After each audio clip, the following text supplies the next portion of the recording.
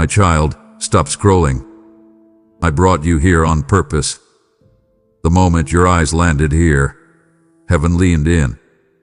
Because I, the Lord your God, have something urgent to deliver straight into your spirit. This isn't just good news. This is your confirmation. This is the moment I've orchestrated behind the scenes, through storms, through silence, through every second you thought I wasn't listening. And now, I'm speaking directly to you. Don't you dare click away. Don't treat this like another voice in a sea of noise. This word carries weight. It carries answers.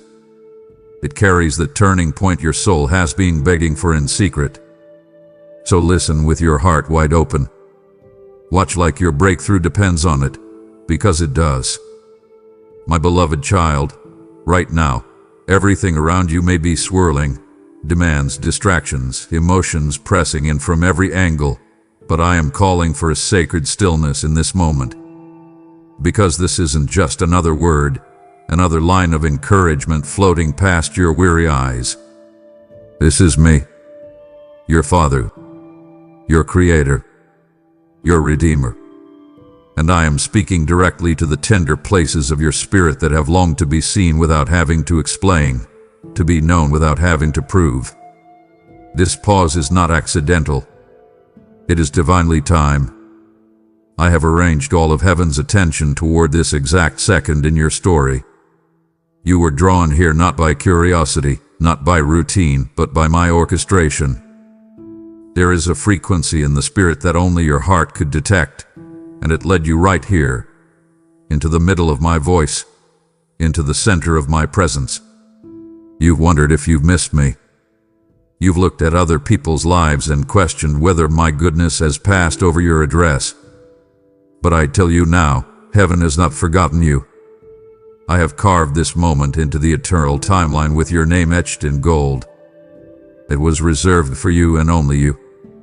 I did not send this word as a mass message. I sent it as a heartbeat, a personal, intentional rhythm that matches the cadence of your spirit when it weeps alone. I have watched every moment your heart broke in silence. I've stood in the shadows of your deepest questions. And now I say, lean in. Don't scroll past me.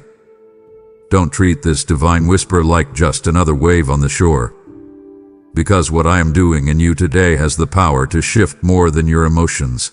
It has the power to reroute your destiny. This is not comfort for a moment. This is confirmation for a movement. I want you to understand something holy. You are not here by accident, and you are not hearing me by coincidence. The atmosphere around you has been stirred for days, perhaps weeks, and you didn't know why. But I've been pressing gently, waiting for your spirit to notice me again in a fresh way. That urgency you couldn't name. That sudden pull toward the unseen.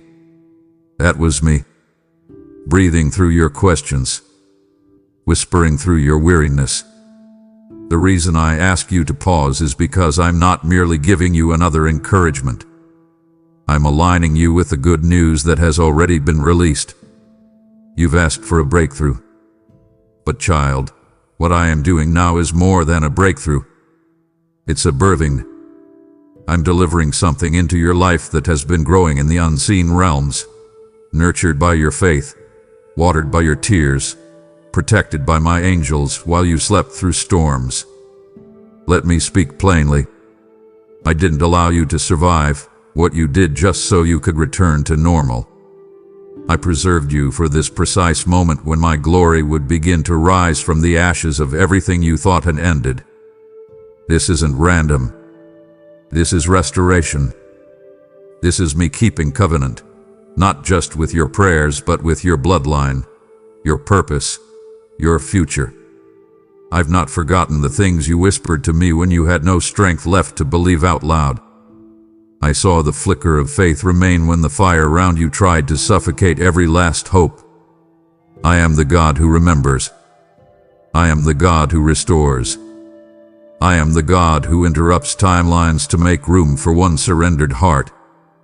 That's why you're here, That's why I'm speaking now. Because the heavens are in motion, and the good news you long for is already standing at your door. Open wide. This pause isn't empty. It's sacred. The message has arrived, and it is clothed in my glory, written in love, and sealed with the signature of the one who never left your side. Do you really think this moment is ordinary? Do you think this encounter was casually placed in your day like any other moment of inspiration? No. This is the second that was stitched into the tapestry of time before time began. I didn't permit you to stumble. I positioned you to arrive. Every breath you've taken, every seemingly meaningless step, every delay, every detour, even the heartbreaks you didn't understand, they were all part of this precise divine alignment. I know there were times you questioned whether your journey had a direction, whether your pain had a purpose, or if your prayers had become lost in the chaos. But hear me now. I never lost track of you, not for a second. While you doubted your steps, I was divinely choreographing a crescendo of convergence that leads to right here, right now. This is not a moment to take lightly. This is the precise second the heavens leaned low, and I, your God, released something that's been held in sacred suspense, just for you.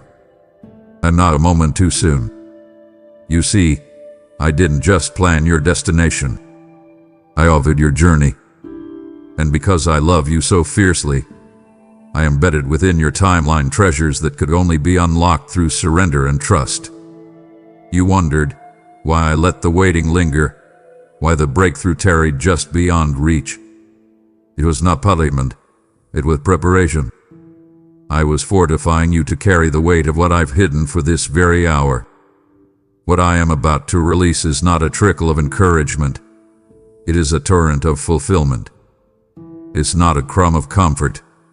It's a feast of glory. And this good news, this divine unveiling, is not generic. It is engraved with your name, infused with your obedience, wrapped in the fabric of your resilience. I didn't entrust this moment to anyone else, because no one else could carry what I'm placing in your spirit. Others might have reached this intersection and walked past it. What you didn't. You paused. You noticed. You stayed tender in a hardened world. And for that, I now release the blessing I've safeguarded like sacred treasure.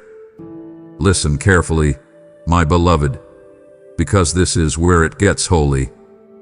There are divine deliveries that heaven wraps in silence, and others that require a trumpet blast. This one carries both. It began in the stillness, forged in secret, sealed in silence. But now it comes with a thunderous shift.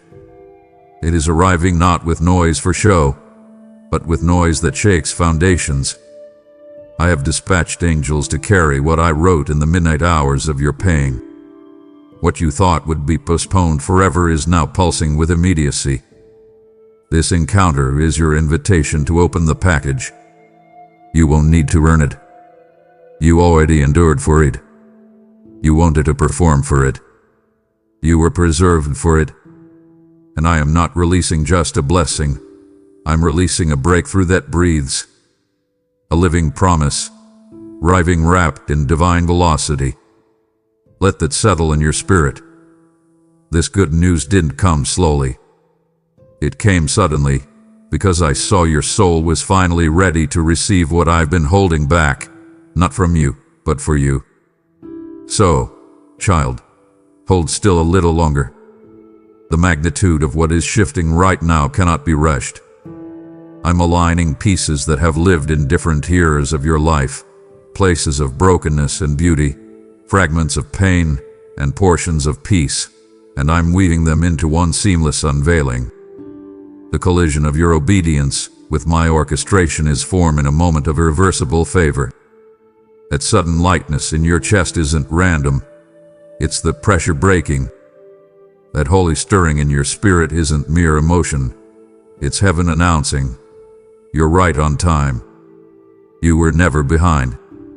You were being held back like an arrow in tension, because now is the moment I release you into target-precise fulfillment. This good news has no fine print, no loopholes, no limitations, only love. I held it until the timing was saturated with glory. And now, I hand it to you, not just as your God, but as your Father. Take it. It's yours. My beloved child, let me look into the places you've hidden. The quiet ache that lingers beneath your daily strength. The heaviness that you've learned to carry so well that even you forgot how much it still hurts. I've watched you smile while your soul sighed. I've seen you comfort others while your own spirit ached for comfort. There were nights you laid your head on the pillow and your body gave up before your heart did, too weary to cry, too numb to pray, and too unsure if anything would change. But listen to me now. Not a single tear was wasted. Not one sigh dissolved into nothing. I have kept record of every whisper, every longing, every trembling breath that hoped maybe, just maybe, I still saw you. I did. And I do. The silence you endured was not a sign of my absence. It was the reverent hush before the release. I was not ignoring you. I was guarding something for you that the enemy could not tamper with. Heaven has not been asleep. I have been watching with divine intensity. Let me say it clearly. I saw it all. The prayers you didn't finish. The worship you offered through cracked voices and trembling hands. The faith you mustered on days when doubt was louder. When you felt like a ghost walking through your own life, unseen, unheard, misunderstood. I was right there, tracing every thought, cradling every cry. The ache in your chest became an altar, and I received it as sacred incense. And child, because you dared to keep believing, even while breaking, I now respond with power. There is a shift happening as I speak, one that reverses the silence, one that resurrects the dreams you quietly buried.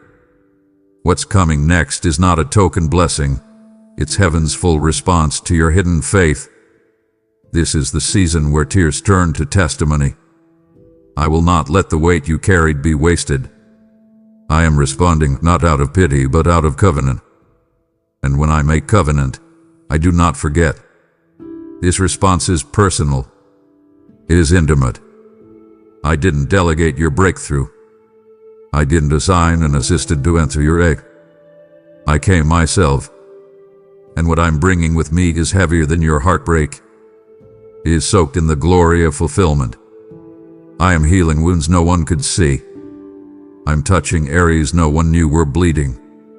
I'm speaking into silence that lasted for years. This is not a generic moment. It is a deeply customized miracle. The ache that silenced you is about to be silenced itself. And in its place, I'm planting laughter, peace, and revelation.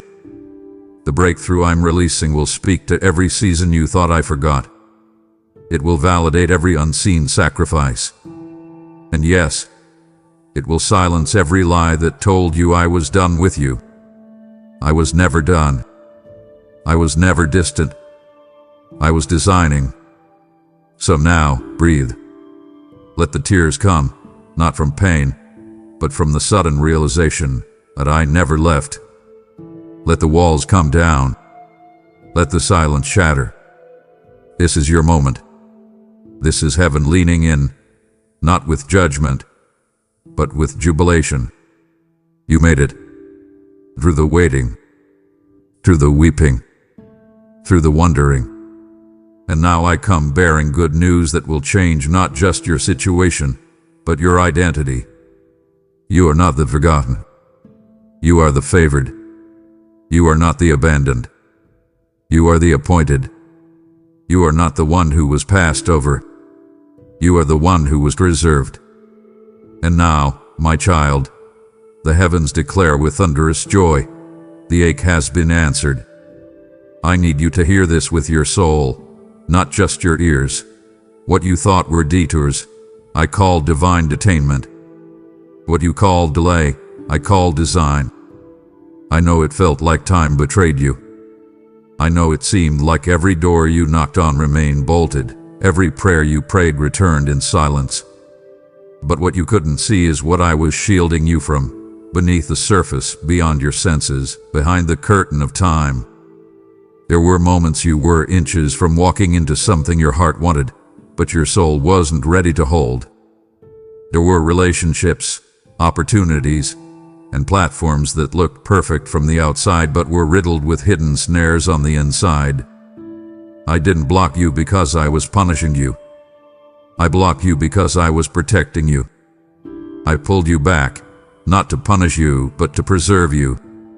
I delayed the dream not to discourage your faith, but to deliver it in fullness. Imagine a priceless gift, handcrafted for your fingerprint, sealed with heaven's signature, wrapped in precision, and then delivered too early, while your hands were still weary from battle. Would you have recognized it? Would you have cherished it? No, beloved.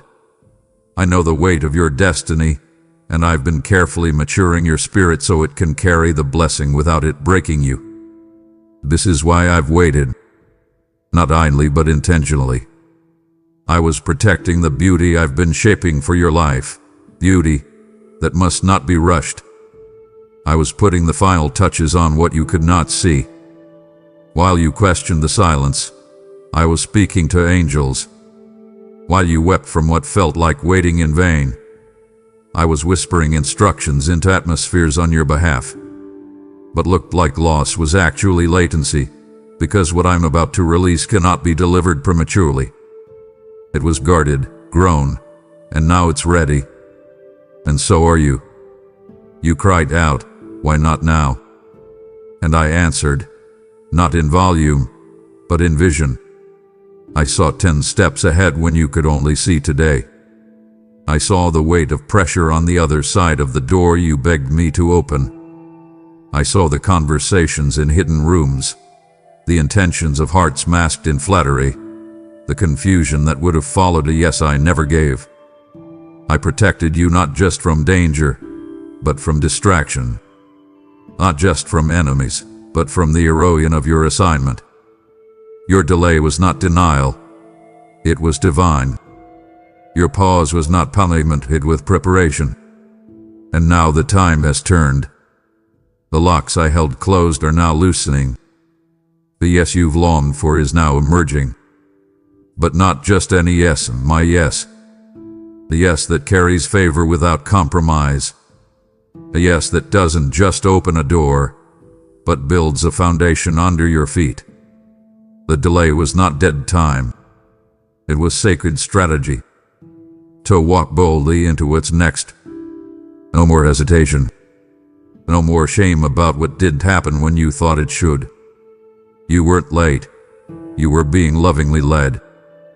My plans don't conform to human timelines. They explode beyond them. And when I move, I don't just catch you up. I accelerate what was held in reserve. Expect a release so full, so fertile, so fierce, it will make up for years that felt stagnant. Expect favor that doesn't just open doors, it kicks them off their hinges. Expect divine timing that feels like suddenness but was actually slow-cooked in heaven's oven. This, my child, is the reward of trusting when you didn't understand. And now, it begins. Let me take you back to the moments you thought I didn't notice. The prayers whispered through trembling lips. The ones soaked in tears at 3 a.m. when you didn't even know what to ask for anymore. The silent cries. The thoughts you couldn't form into words. I caught them all. I heard every syllable, every groan of your spirit, every breathless ache that reached beyond language. You thought some of those prayers faded into the night, forgotten by morning. But not with me. I do not lose a single word that comes from a surrendered heart. In fact, I engraved them. I carved them into eternity's vault. And while you moved on, unsure if anything would come of it, I began movements in the unseen, movements so intricate, so precise, so personal, that only heaven's craftsmanship could contain them. There are answers on the way now that you prayed for years ago. Requests you made when you were younger, more naive, more full of hope, before life tried to beat the boldness out of you. You may have forgotten them, but I didn't. I honored your trust. I sealed those prayers in my glory and waited for the fullness of time to bring them forth. Some of the things you thought were irrelevant were actually the very keys I used to unlock your next season. Some of the declarations you made out of desperation were received as declarations of destiny. I didn't need perfect grammar or flawless faith. I needed honesty. And every ounce of your honesty became a seed in my garden. Child, the harvest is not just coming. It's already blooming. You're about to walk through fields you forgot you planted. Let this settle in your heart. Heaven does not delete. I don't discard your desperation. I don't overlook your longing. I archive your intercession with reverence. While people around you may have dismissed your depth, I honored it. While others forgot your pain, I preserved it. Not to torment you, but to transform you. The reason I allowed the silence to stretch was not because your prayers lacked power. It's because I wanted to multiply their effect. And now, the dam is breaking. You'll begin to feel it. Not just emotionally, but tangibly. Answers arriving in conversations you didn't initiate. Provision showing up without explanation. Alignment happening in ways that logic cannot predict. This is the fruit of your forgotten prayers. And I'm bringing them back to you, not as reminders of pain, but as monuments of my faithfulness. So, beloved, do not ever believe the lie that I'm ignoring you. Even when your words faltered, your faith was recorded. Even when your tone wavered, your trust was weighty in the heavenlies. You prayed with cracked confidence, and I answered with covenant. What you did in secret, I am now revealing in sight. I am not just the God who listens, I am the God who remembers. And I've been waiting for the moment your spirit would be still enough to hear the echo of your own voice, coming back to you now, fulfilled, honored, resurrected. This is the season where your petitions become performance, where your intercessions become inheritance. What? Listen. Respect. Because what you forgot, I have remembered. And what you remember, I am now resurrecting. My child, brace your heart, because what I am releasing into your life is not a drop, not a drizzle, not a hopeful mist of mercy. It is a flood. A divine downpour, a tidal wave of fulfillment that has been gathering in the unseen, held back only by the hand of perfect timing. And now that hand has moved. The dam is breaking, and I need you to stand under the overflow, not with fear, but with expectation. For too long, you survived on drips, small moments of encouragement here and there, flickers of joy, faint glimpses of what could be. But I am done with rationed hope. I am done with crumbs when I've prepared a table. I am done with you barely making it. This season begins with a surge. It begins with the roar of everything I promised, and more. Yes, more. Because I always exceed what you imagined. You've been trained by trials to expect just enough. You've been conditioned by delay to protect your heart from disappointment. But I need you to unlearn the language of lack. I need you to lift your hands not as a beggar waiting for spare change, but as a child who knows the vault of heaven has been opened just for them. I'm not just answering your requests. I'm fulfilling prophecies you forgot were even about you. There are alignments now forming, conversations happening, doors unlocking, resources moving, that will all converge in such rapid succession it will feel like divine choreography. Not chaos, not coincidence. but unmistakable, undeniable, breathtaking alignment. I've commanded the winds, and they are blowing in your favor. I've called the rivers to rise, and they are carrying what you once thought was unreachable right to your doorstep. This is the moment where you stop surviving and start swimming in supernatural flow. But hear me, this isn't just about increase. This is about intimacy. I'm not flooding your life with answered prayers to impress you. I'm flooding you to draw you nearer. Every fulfilled promise is a pathway into deeper trust. Every supernatural alignment is a thread woven into the fabric of your destiny. And every overflow is a reminder. I never forgot. I never changed my mind. I never lost sight of the timeline I wrote for you with fire and glory.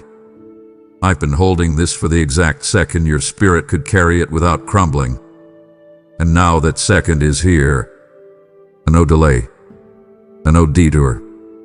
No devil can stop what I've set in motion. I've waited for this window, not because I was unprepared, but because I wanted everything, to arrive at once so you would know without question, this was me. So prepare, not with anxiety, but with awe. The flood is not destructive. It is restorative. It will wash away the residue of disappointment. It will cleanse the weariness from your bones. It will replenish every place you have been emptied. Watch the waters rise. Watch the doors swing wide. Watch the maybe one day become right now. Because I am not releasing droplets of encouragement. I am sending a deluge of divine encounters. This is not trickle time. This is flood time. So hold nothing back. Let your faith expand. Let your prayers stretch beyond logic. Because what I'm releasing has never been seen in your life before. And it starts now. Can you feel it, child? That stirring in the atmosphere. That shift you couldn't explain. That weight in your chest that suddenly feels lighter. That's not emotion. That's evidence. That's the signal that what you've long been aching for has already crossed the threshold into your now. The good news isn't on its way. It has arrived. It has been hand-delivered, not by chance, not by luck, but by divine assignment. It's no longer hidden in the future, wrapped in mystery. It is unwrapped, unveiled, unfolding right where you are. And it is touching your reality with such intimacy that you'll have no choice but to say, only God could do this. I'm not speaking of potential. I'm speaking of present power. I'm not prophesying someday. I'm announcing today. This is the moment where your story turns not with slow build-up, but with sudden glory. The pages are not turning with caution. They are flipping with force. The very thing you thought was postponed, denied, forgotten, that thing is now live in your timeline. You may have looked for signs in the sky, but I was embedding them in your steps. You were watching for evidence, not realizing the evidence was watching you, waiting for your faith to reach full term. And now it has. What was hidden is being revealed. What was spoken in the secret place is being shouted from the mountaintop of your testimony. You will no longer just hear about my goodness. You will taste it, wear it, walk in it. The good news has arrived, and it came with instructions. Make room, expand your borders, prepare for permanence. This is not a visit. This is a move in. My glory is not passing by. It is setting up residence. The joy that has entered your space isn't here for a moment. It is here to rebuild everything that pain tore down. And the breakthrough doesn't stop at one area of your life. It spreads. It multiplies. It overflows. Your home, your mind, your relationships, your identity, everything is being touched by this arrival. You'll notice it in small ways first. Peace where there was pressure.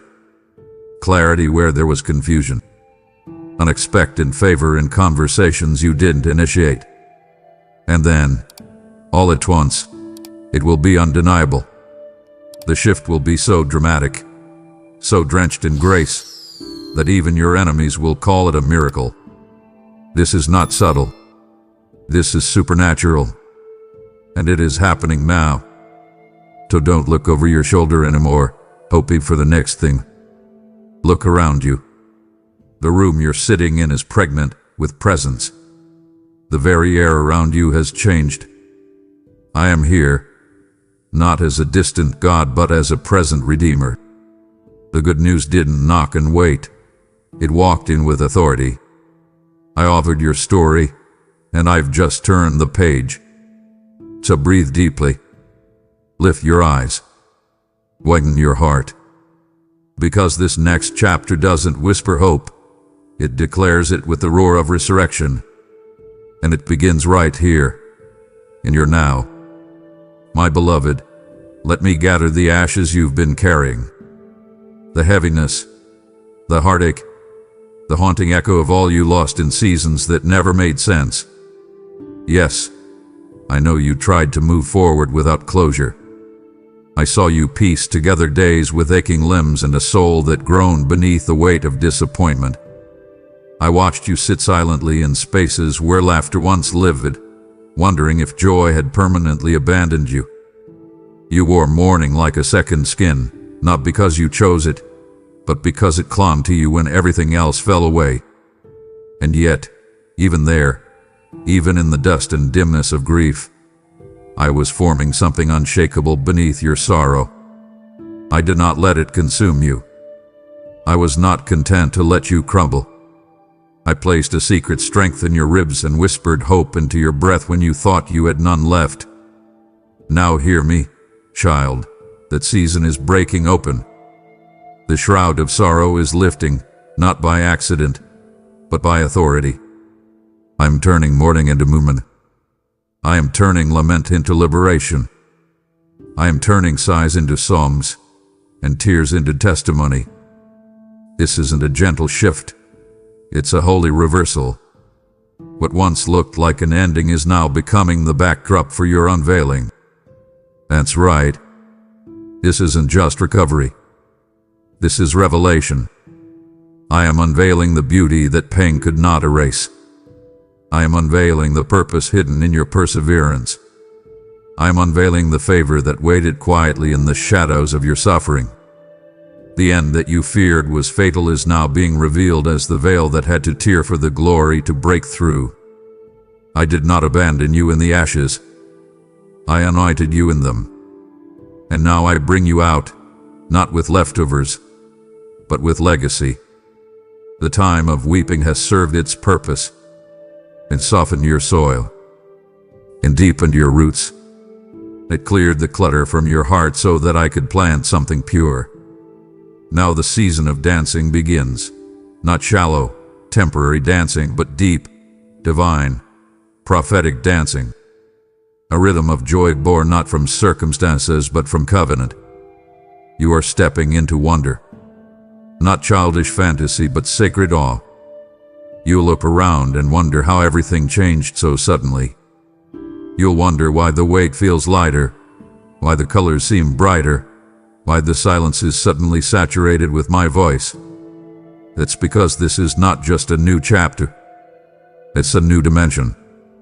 And you, my child, are not ending. You are emerging. You are not falling apart. You are being revealed. The unveiling isn't just about what's around you. It's about what's within you that the pain could not bury. So lift your head. Wipe your tears, not because the emotion was wrong, but because the mourning has done its job. You survived what should have taken you out. You kept breathing when hope felt like vapor. And now I say, rise and dance. Not with performance, but with presence. Not in denial, but in destiny. I, the Lord your God, am turning mourning into movement, and weariness into wonder. Watch what I do next. This unveiling is only beginning. Let me tell you something glorious. something sacred, something that will shake the dust off your hope. Your name is known in places your feet have never touched. Yes, your name, spoken, sung, declared in rooms not built by human hands. There are chambers in heaven where the sound of your name echoes with divine resonance, not because of fame, not because of title, but because of faith. I have written your name on the scrolls of remembrance. I have whispered your name in my courts when others forgot it on earth. I have had angels gather around the sound of your perseverance, and they have not only watched your journey, they've rehearsed your celebration. They've seen the pages of your breakthrough, and they know the chapter that is about to unfold. There's joy in the atmosphere, child. Joy unspeakable. Joy that has waited for the unveiling of what's next for you. You may not feel it yet. You may still see shadows of yesterday's struggle. But heaven already sees the light beaming from what's coming. And the angels assigned to your destiny are not waiting for instructions. They're already moving. They are preparing the table. They are opening the gates. They are clearing paths you don't even know exist yet. Because your breakthrough isn't random. It's rehearsed. It's prophesied. It's practiced at heavenly places. And now it is being performed in your life. This is not hype. It's holy. This is not motivation. It's manifestation. You didn't work your way into this moment. You were woven into it by design. Your name has weight in the spirit. And now, that weight is calling into being what was reserved for you all along. Child, there were times you felt invisible. You wondered if anyone saw you, really saw you.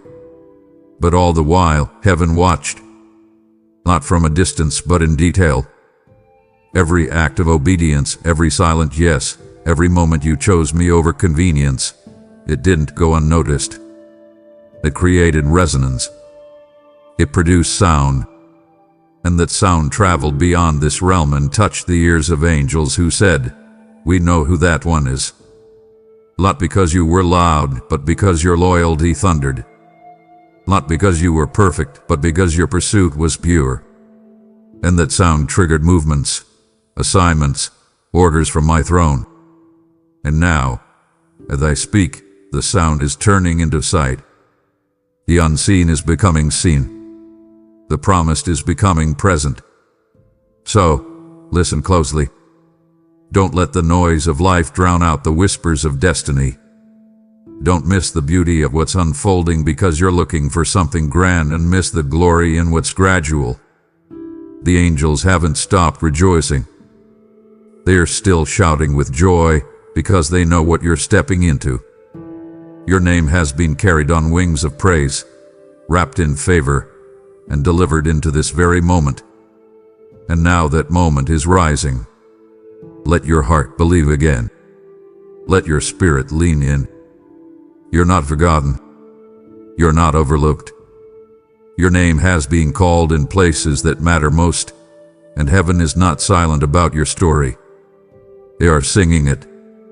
And soon, the earth will see it. My child, pause and look back, not to grieve, but to see with glory-soaked eyes what I preserved in the middle of what tried to incinerate you. You've walked through fire, intense, invisible, internal fire, the kind that scorched your hope, singed your confidence, and tried to burn bridges you hadn't even crossed yet. I saw the flame rise. I saw the enemy fan it.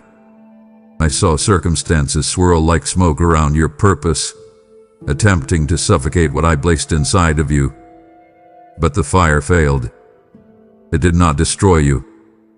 It could not reach the core of your destiny because I fireproofed you in secret seasons long before the blaze began. Before you knew how hot the battle would get, I had already covered your calling in the flame-resistant oil of my spirit. Yes, you felt the heat. Yes, the pressure singed your strength. Yes, the embers of betrayal, disappointment, confusion, and loss surrounded you in a circle of testing. But child, Look closely. Your soul is still intact. Your calling is still alive. Your identity still echoes with my name. Not because you dodged in the flame, but because I met you in the middle of it. Just like I stood with the 3 Hebrew boys in the furnace, I stood with you in yours. And because of that, the fire didn't leave residue. It didn't leave the stench of failure. It didn't touch your identity. It only purified what wasn't meant to follow you forward. It refined the gold, removed the excess, stripped the distractions, and revealed the diamond-cut clarity of who you are becoming in me. You are not a fire victim. You are a fire victor. You are not fragile. You are forged. Let this truth take root deep inside.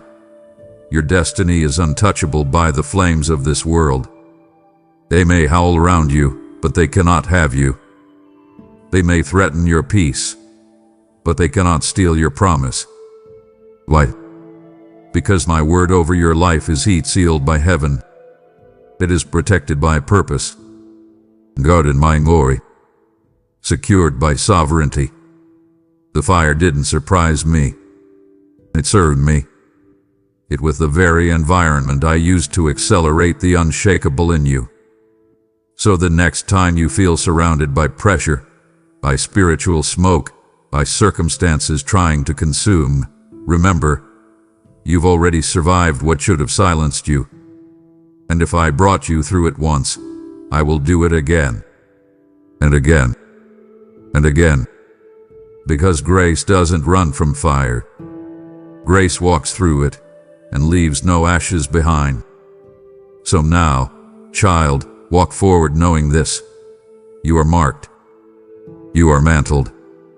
You are flame-proofed by faith, preserved by purpose and propelled by power.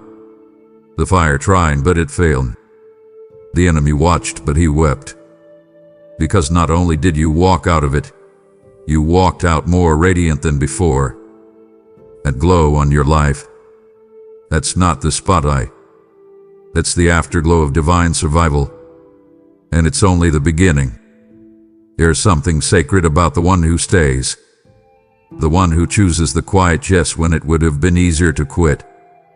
The one who stands when it's easier to scatter. My child, that's you.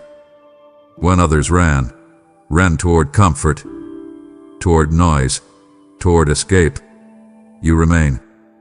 Not because it was easy, not because you were fearless, but because somewhere deep in the marrow of your spirit, you knew my name was still worthy, even when my ways felt hidden. That kind of loyalty is rare. That kind of perseverance cannot be taught. It is forged in intimacy. And I want you to know, I saw it all. I measured every moment you chose me when compromise offered shortcuts. I counted the cost you paid just to remain rooted when every storm told you to uproot. You didn't just stay, you stayed surrendered. And that, beloved, moves heaven.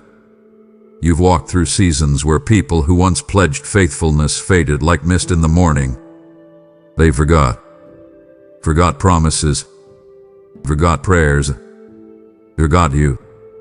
But you, child, chose to forgive even when there was no apology, no closure, no explanation. You forgave in silence. You forgave with tear-stained faith. You laid down the offense like an offering, again and again, while others held on to pride. And in doing so, you mirrored me more than you realized. Every time you let go of what could have poisoned your peace, I expanded your portion. You may not have seen it at the time, but every act of mercy made room for miracles. And now the heavens are not just observing, they are honoring. The reward of your obedience is arriving on the wings of restoration. Others doubted. They laughed at the waiting. They mocked your declarations. They wondered why you still held on to me when results didn't show up on your schedule. But you believe it, not with perfect faith, but with persistent faith. The kind that wobbles but walks. the kind that questions but continues. You believed me when all you had left was a memory of what I once said. You held on to the echo of my promise when the noise of delay tried to drown it out. That belief, that kind of trust, it's weighty. It speaks louder in heaven than the loudest praise shouted from stages. And now, I honor it, not just in private, but in public. I will not let your faith go unseen. I will not let your loyalty be unrewarded. You stayed when others sprinted. You believed when others bailed. And I have kept record in the archives of eternity. So now, hear this. I am flipping the script. The forgotten will be favored. The remaining will be revealed. The believing will be blessed. You are about to see a reversal so dramatic, so divine, that it will silence every voice that questioned your journey. You did remain for the reward, but I'm sending it anyway.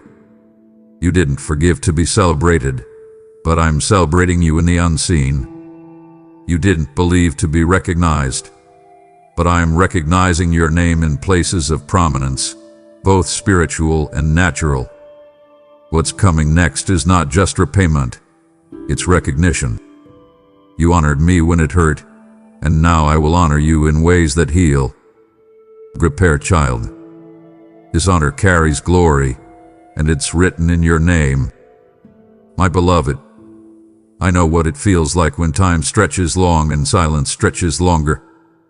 I know how easily your heart has wrestled with the aching question, why hasn't it happened yet? You've seen others leap ahead, receive, rejoice, run, and you stood in the shadows, quietly wondering if I passed over your name, if I misplaced your file in the throne room, if perhaps my promise was just a poetic idea and not a living intention. But I need you to hear me clearly now. Heaven is not slow. Heaven does not hesitate in fear. Heaven does not operate in confusion. Heaven is not reacting. It is responding. And its response is always rooted in strategy, not speed. What you thought was delay, I have been using as divine timing. What you called being overlooked, I called being reserved for the right reveal. You've watched others step into moments that looked like what you asked me for. And you celebrated, but quietly wondered if maybe they were more ready, more worthy, more favored. But child, my release is not random. It is not for the masses. It is for the marked. And you are marked. Not by man, but by me. Your name is not in a pile. It is on a plan. A blueprint that has been unfolding with sacred precision. And the reason you haven't seen it yet is not because it wasn't coming, but because I've been waiting for you to believe this moment wasn't made for someone like you. It was made for you. This isn't a generic promise. It's a God-sealed prophecy, tailored in the thread of your personal calling. The moment your faith shifts from maybe someday to yes, Lord, now, here, for me, is the moment the vault of my provision swings open. Let me be direct. The heavens are moving now. The machinery of the miraculous is in motion. Angels are responding not to vague prayers, but to activated faith. Faith that says this word is mine. This season is mine. This shift has my name written in fire. I am not teasing you with proximity. I am inviting you into possession. The release is not stuck in the skies. It is already descending into your timeline. But it requires alignment. Your belief must align with my declaration. Your agreement must echo what heaven is announcing. Because faith isn't just hope, it's a key. And when that key turns in the lock of your heart, everything changes. That is why I have spoken this so personally, because I needed you to stop seeing yourself as a spectator and start standing as the recipient. Stop scanning the crowd, child. I'm speaking to you. So now, believe boldly. Not with borrowed confidence or borrowed language, but with your own voice. Let your spirit say yes fully, finally, ferociously. This isn't a random rain of blessing. It's a downpour destined for your field. And once you believe it's for you, the floodgates respond. You don't have to qualify yourself. I already did. You don't have to beg. I already decided. This is not the moment to stay in the shadows of maybe. This is your unveiling. This is your now. Heaven is not slow. It's strategic. And today, the strategy concludes. The release begins. Is yours. And now, child, as I open heaven over your life, I call you to help me open it over others. This word, this good news you've just received, was never meant to stop with you.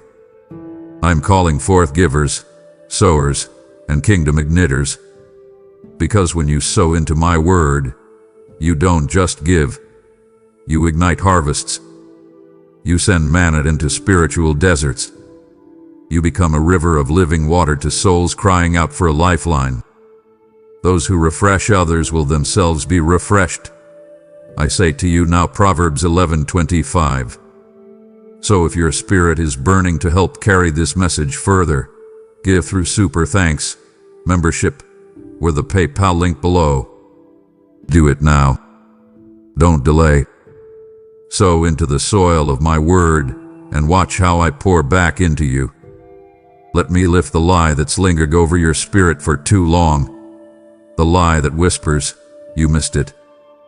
That voice has kept you frozen in regret, retracing paths in your memory, trying to find the moment you believe you took the wrong turn, missed the right cue, or messed up the map. But I say this now with all the authority of the one who wrote your timeline. You have not missed your turn. You haven't fallen behind.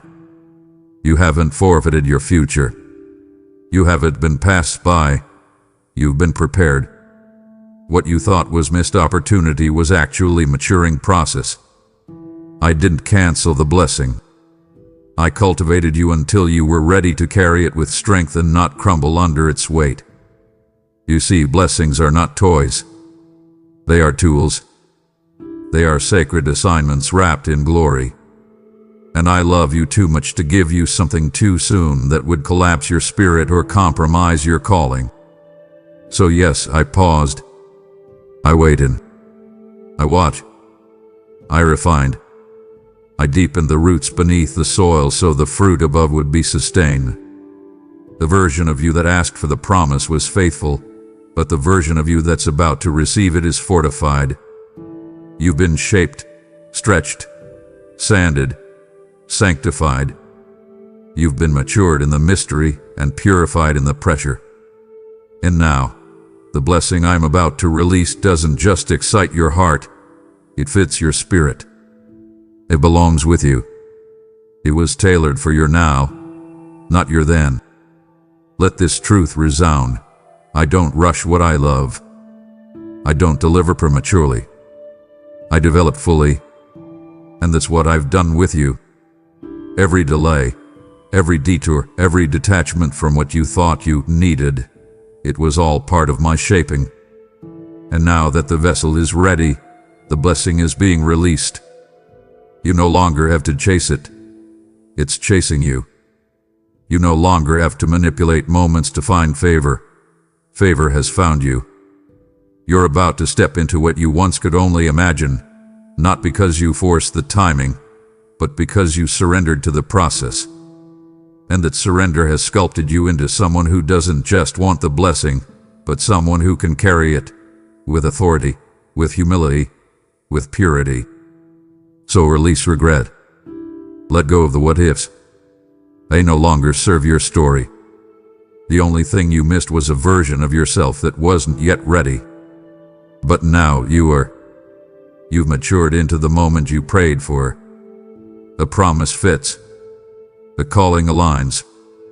The assignment is activated. You haven't been forgotten. You've been forged.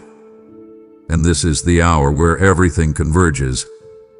You haven't missed your turn. You've become it.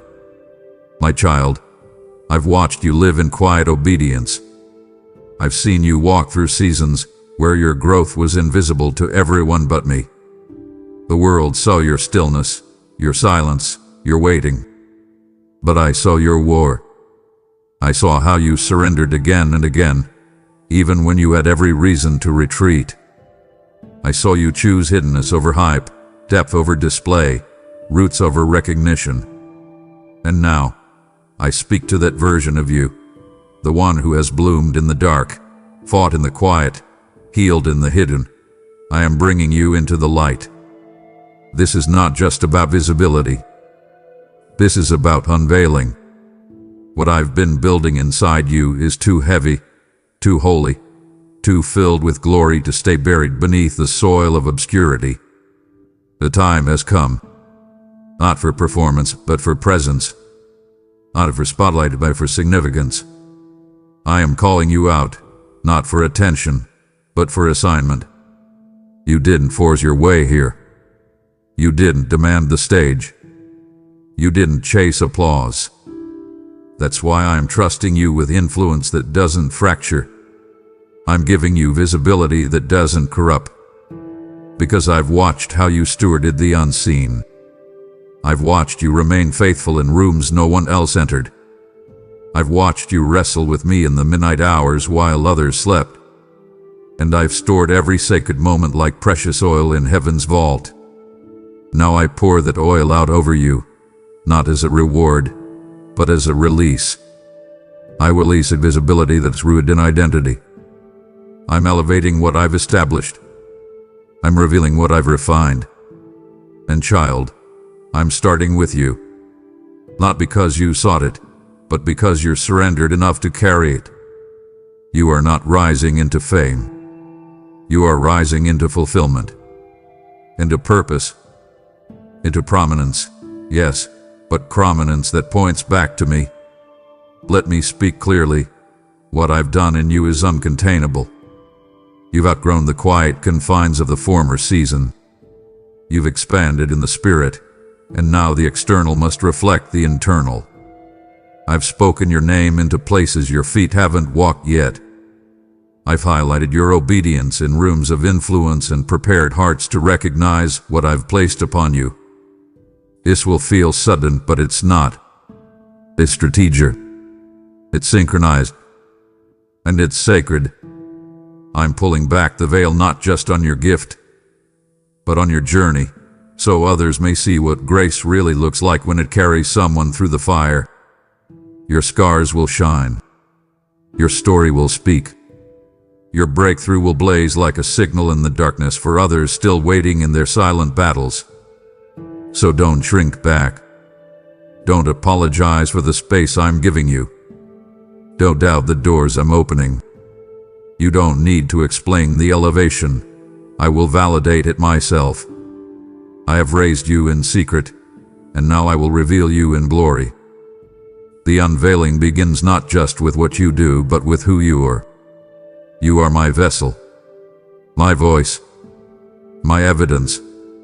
And now, I bring you out of hiding, not for your fame, but for my fire to be seen in you.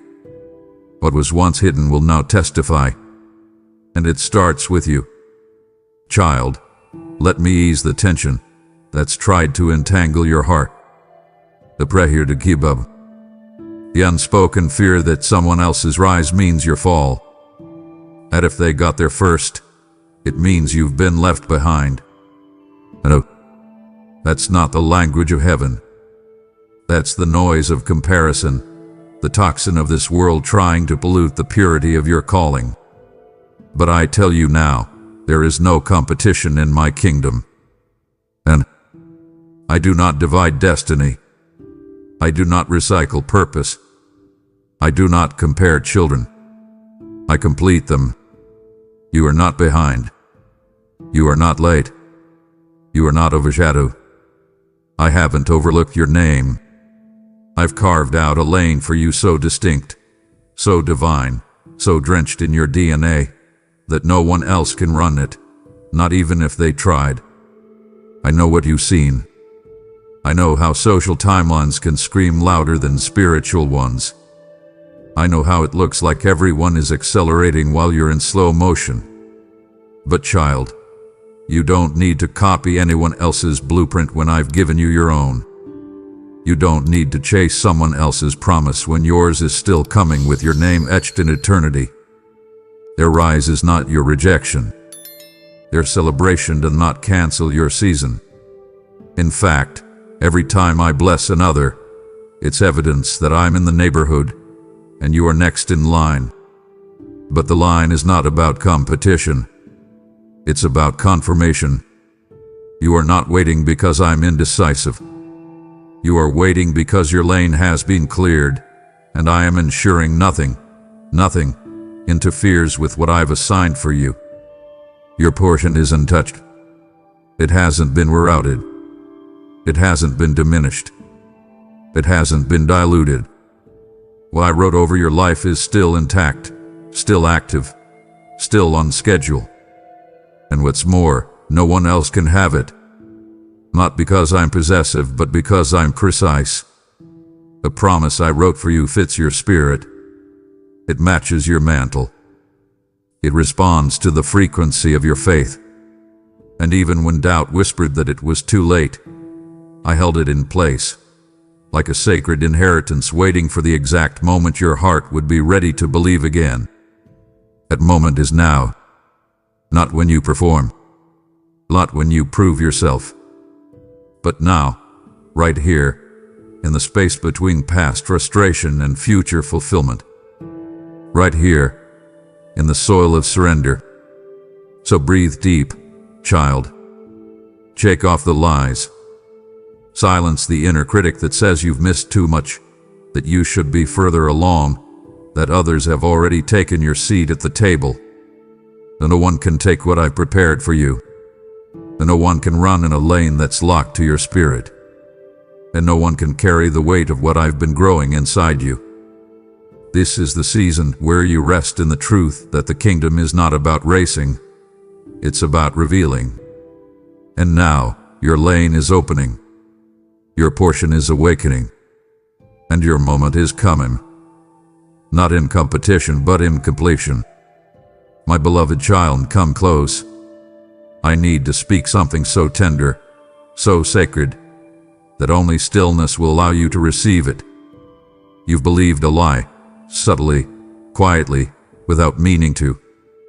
A lie that crept in through years of rejection, silence, delays, and disappointment.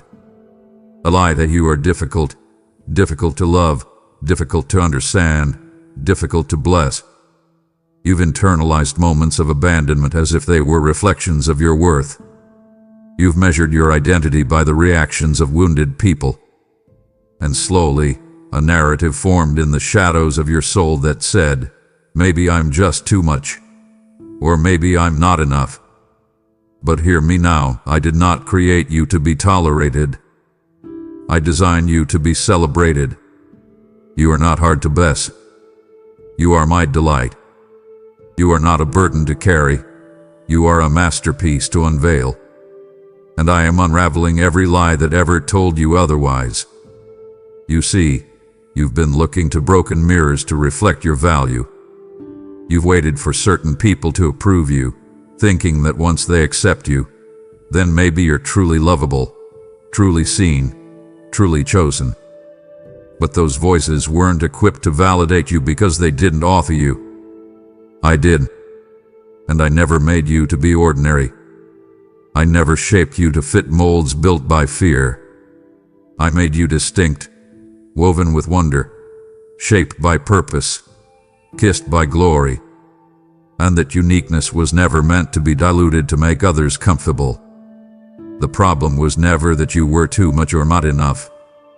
The problem was you were asking people for confirmation in places where I already gave you covenant.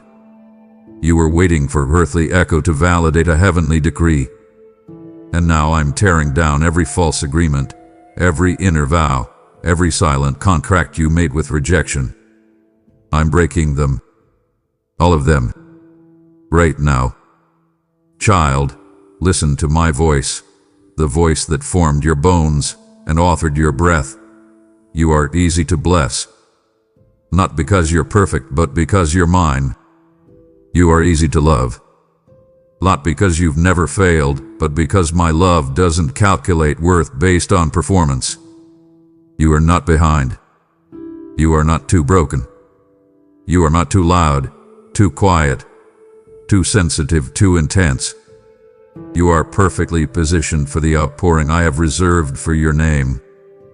And the more you believe this truth, the more heaven's blessings will flow, freely, fiercely, faithfully. Because I don't bless potential, I bless identity. And your identity is not based on past pain. It's based on present promise. So breathe, daughter. Exhale, son. You don't need to keep chasing voices that weren't meant to name you. I named you. I called you before time began. I shaped every fiber of your being with celebration in my heart. You are not hard to love. You are held in love. And you are not difficult to bless. You were designed for favor. And we're betting. And we're proving. And we're thinking. The time of mistaken identity is over. Now begins the revealing. And what I see when I look at you isn't a problem to fix. It's a wonder to unfold. My child, I know how much you want clarity. I know how deeply your heart craves understanding, to connect all the dots, to make sense of what broke, what shifted, what stayed silent. You've been taught that if you could just understand it, you could finally have peace. But I am calling you to something deeper than understanding. I am calling you to trust. Not blind trust. Not naive surrender. But anchored, rooted, holy trust. Trust that doesn't wait for evidence but rests in who I am. Because clarity may soothe the mind, but trust anchors the soul. And it's trust, not explanation, that will carry you into the next dimension I've prepared for you. You said to me, Lord, I just need to know why. But child, if I showed you the full map, you'd try to reroute it. If I explained every detail of the wilderness, you'd try to avoid the very ground I've anointed for your breakthrough. There are some battles that don't make sense until the victory.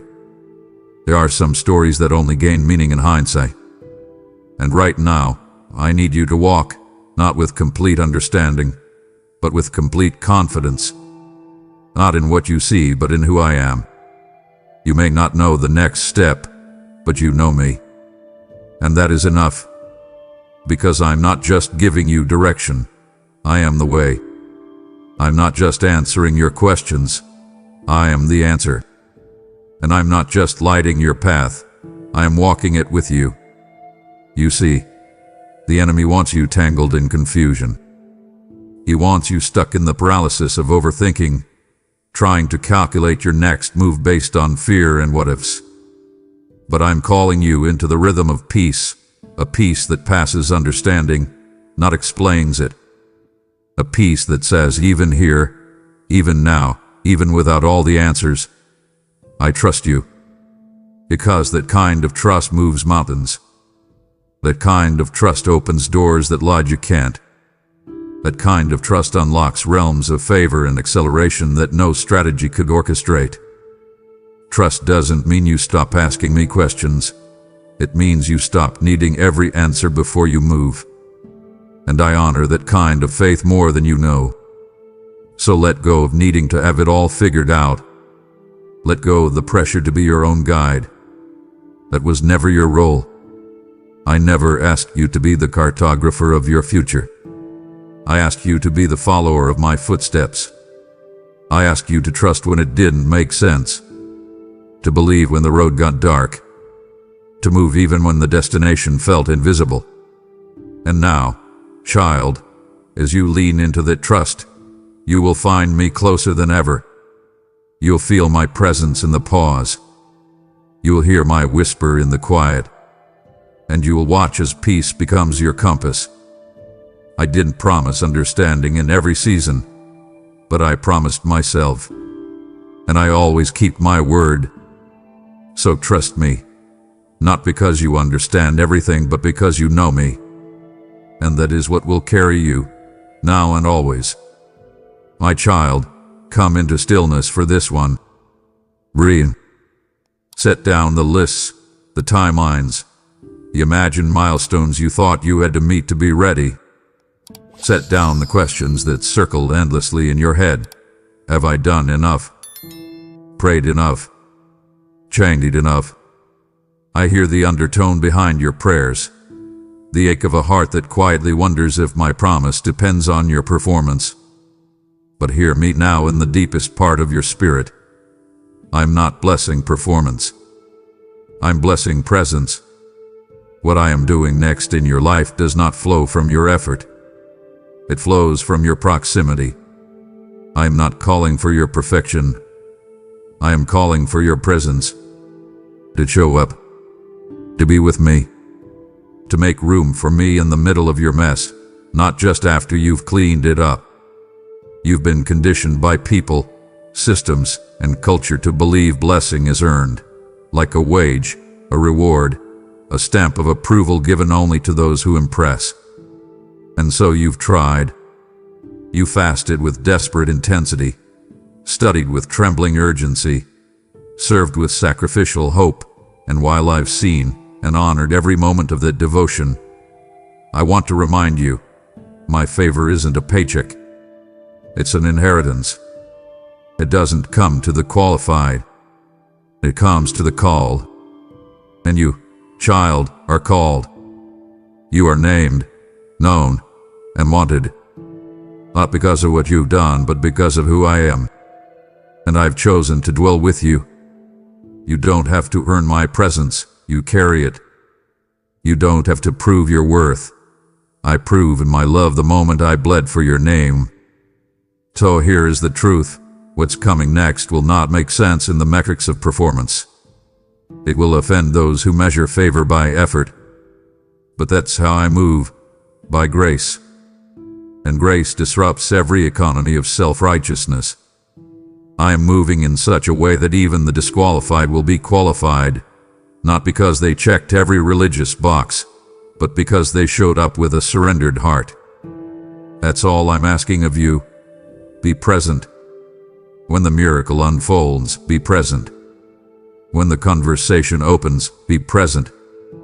When the invitation is extended, when the oil starts to pour, when the timing aligns, don't question if you're worthy. Just be there. Just receive. Just lift your hands and let the blessing rest on you, not because you chased it down, but because you were available when it arrived. So come boldly, not as an employee waiting for evaluation, but as a child stepping into a room where your name is already on the seat.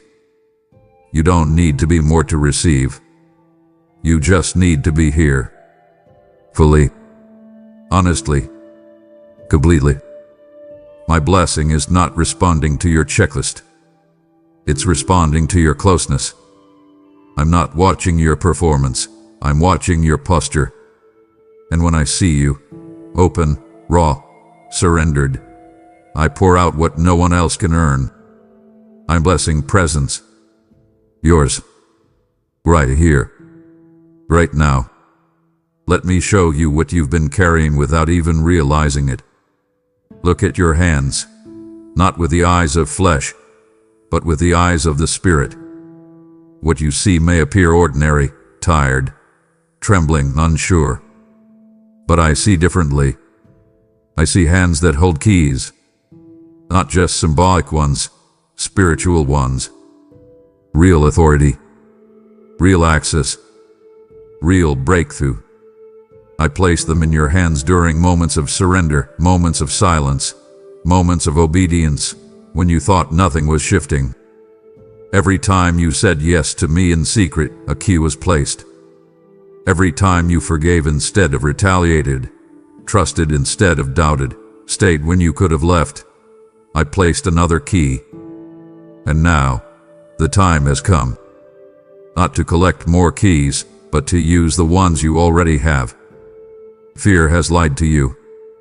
It told you certain doors were closed forever, doors of opportunity, reconciliation, healing, provision. Fear whispered that part of your life is done. Move on. It's locked. And for a while, you believed it. You stood in front of doors marked impossible, too late, not for you, and you backed away, assuming the lock was stronger than the promise.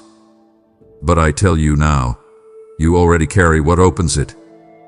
The very thing you've avoided is the thing I've anointed you to unlock. The door you thought was sealed was actually waiting for the sound of your faith. And now, child, your hands are trembling, not from weakness but from readiness.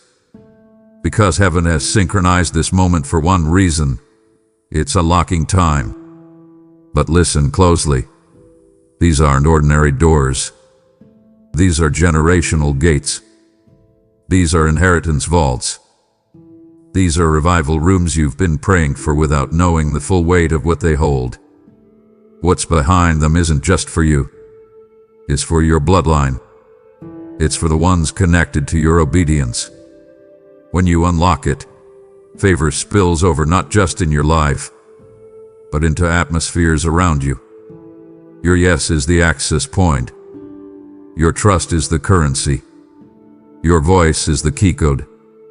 And when you step toward what fear said was locked, and lift your hand to the doorknob of promise with faith in your grip, I will meet you there. I will turn the tumblers. I will swing the gate wide. And what you once assumed was unreachable will flood your life like a river released from captivity. This isn't theory. This is reality. Supernatural doors are swinging open. Healing doors. Favor doors. Restoration doors. Ministry doors. Financial doors. Relationship doors. Clarity doors. And some will not look like doors at first. They'll look like disruptions. But as you lean into me, you'll recognize them for what they are. Divine thresholds. You'll see me standing on the other side, smiling, saying, I've waited for this moment, for you to realize what you've always had. You're not at the mercy of what man opens or closes. You're walking in kingdom authority. You carry keys, and now you use them. What's behind the next door will change everything. And it's time. My beloved child, listen to me, not with ears of doubt, but with ears of your spirit. I know you've asked, more than once, in the privacy of your pain, did you forget about me? You didn't ask it in anger, but in ache. In those quiet moments when you watched others get called forward, when the silence in your own life grew louder than any prayer you could muster.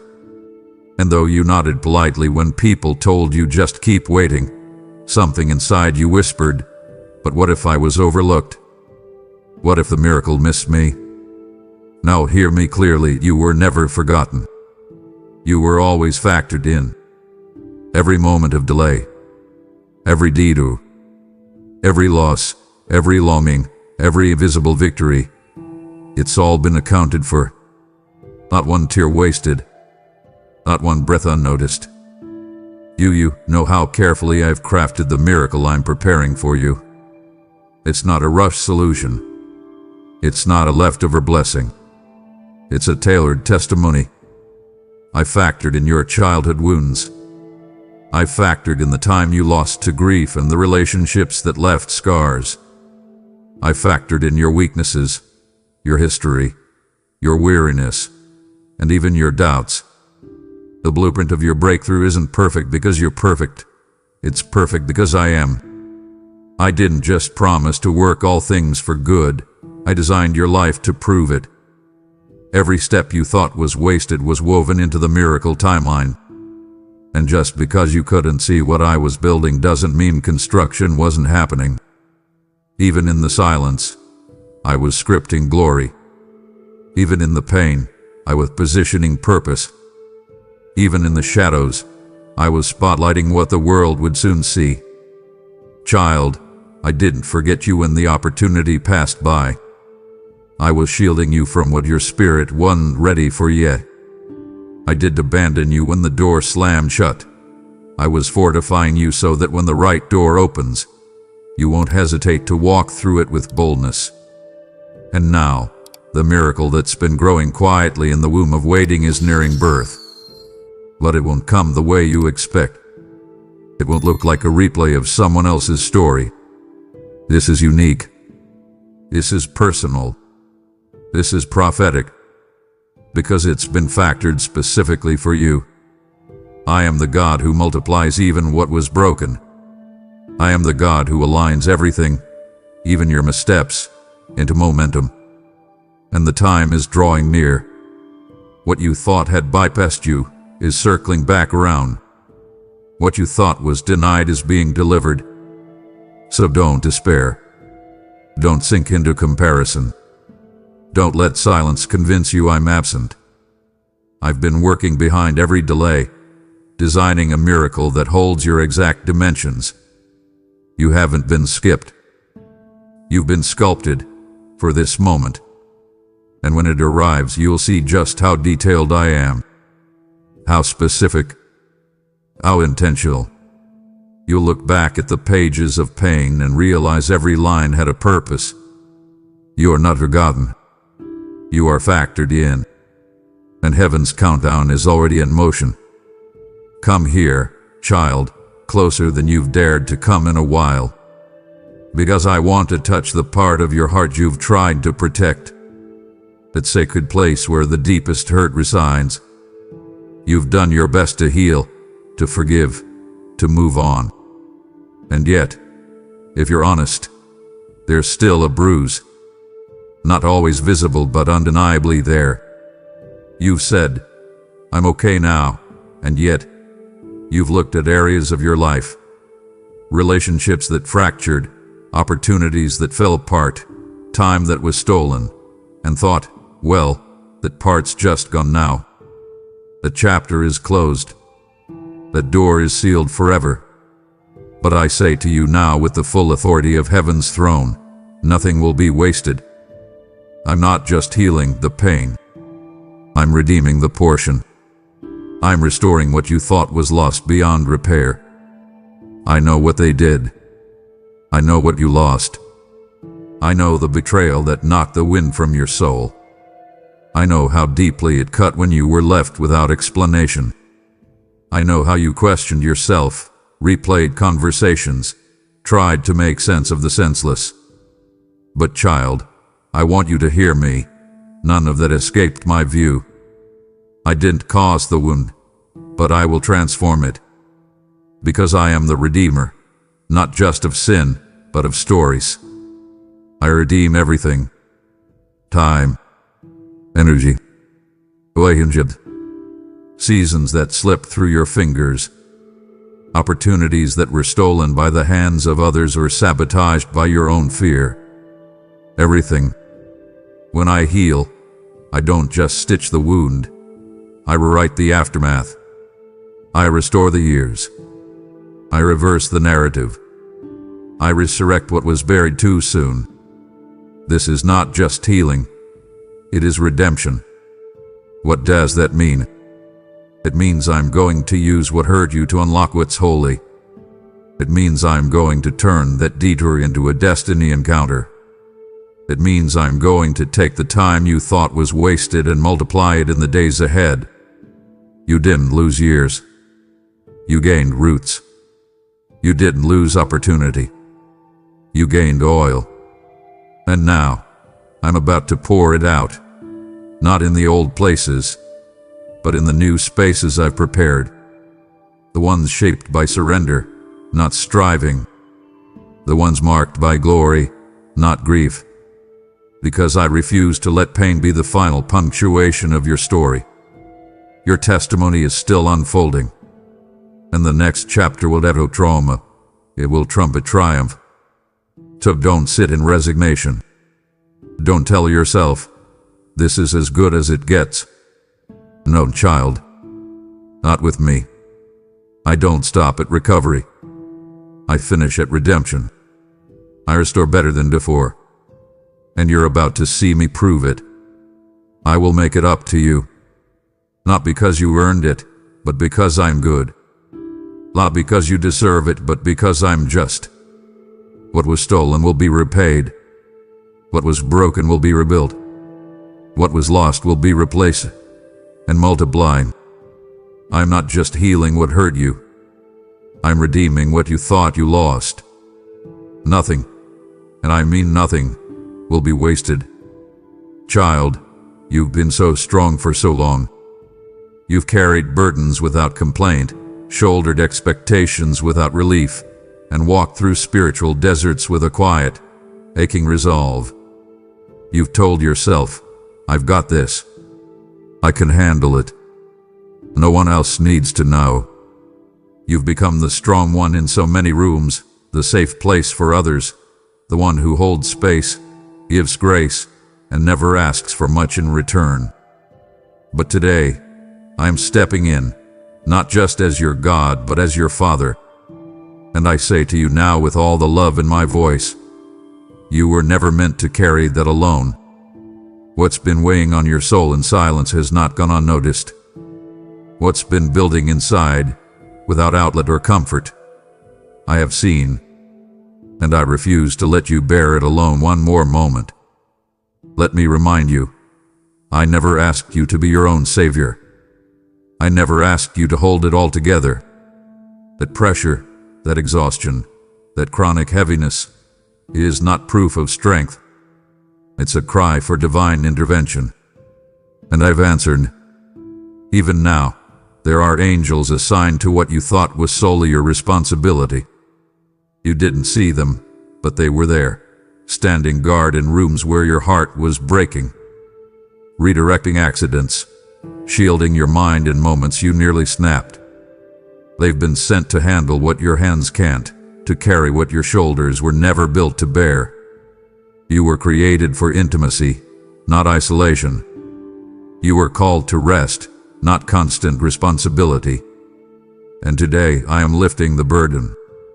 But more than that, I am lifting you. Do not believe the lie that strength means silence. Your vulnerability is not a weakness. It's an invitation for my power.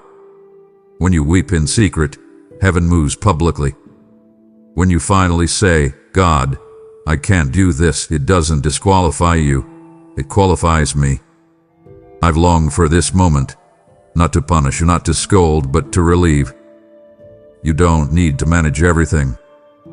You don't need to know the next 10 steps. You don't need to keep smiling while your soul is suffocating. Bring me the whole weight. All of it. Not just the pretty parts. Not just the parts you know how to pray through. Bring me the mess. The mental exhaustion. The emotional chaos. The secret sadness. Let the dam break. Let the tears flow. Because, child, I'm not afraid of your flood. I part seas with it. And now, I tell you this. As you release, I am sending reinforcement. Heavily into engine. Angelic backup. Divine realignment. You are not losing control. You are releasing control. And that's where I do my best work. Watch what happens when you let me be who I've always been. Your burden bearer, your rescuer, your rest. You were never meant to carry this alone.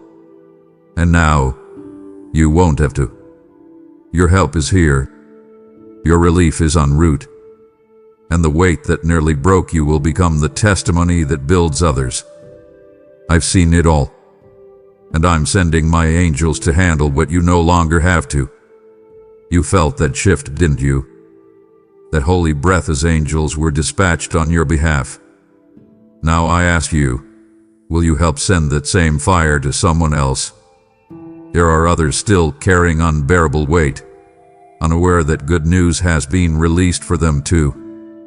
When you give, you don't just support a video, you release spiritual oil into the wounds of strangers. Give, and it will be given to you, pressed down, shaken together, running over. Luke 6:38. I am the God who multiplies seed and makes rivers in the wilderness.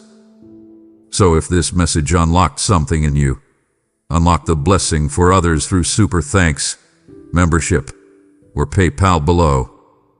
So now, I'll meet your gift with fire, favor, and overflow. Let's talk about the wilderness. That long, dry, silent stretch of time where everything in you cried out for clarity, for relief, for direction, and got none. You wondered if I was distant, if you had done something wrong, if the blessing was rescinded or the promise withdrawn. You wrestled with me in the tension between I believe and I don't understand. And yet, day after day, you woke up and kept going. You didn't realize it at the time, but every morning you got up in the desert, you were winning. The wilderness wasn't your punishment, it was your proving ground. The place where I stripped away every false identity so I could anchor you in your true one. The place where I severed distractions and cultivated discipline. Where I turned survival into surrender, and surrender into strength. You see, child, the wilderness is never about the scenery. It's about the soul. I led you there, not to punish you but to prepare. Not to diminish but to define. Every dry season deepened your roots. Every unanswered prayer softened your heart. Every delay trained your ears to recognize the whisper of my voice. You've been growing in a place that others run from. And now, what once felt like exile is about to become elevation. Because something sacred has been forged in your isolation. Something unshakable. You didn't just wait in the wilderness. You worshipped in it. You praised in your pain. You obeyed in your obscurity. And that obedience, that faith, that devotion, it has become your launchpad. You didn't die in the desert. You grew in it. And now, it's time to emerge. This is your exit moment, not from a place, but from a season. The cloud is lifting. The pillar of fire is moving. And I'm calling you to step out, not as the same person who entered the wilderness, but as the one who conquered it. You are emerging with a new mantle, a new clarity, a new authority. People won't recognize you, not because you've changed cosmetically, but because you've shifted spiritually. The anointing that formed in hiddenness is about to announce itself in public, and you won't need to explain it. You just walk in it. What once felt like delay will now look like design. Because the wilderness didn't take from you, it taught you. And you are about to reap the reward of everything you endured. So step forward, not cautiously, but confidently. This isn't guesswork, it's graduation. You passed the test of silence.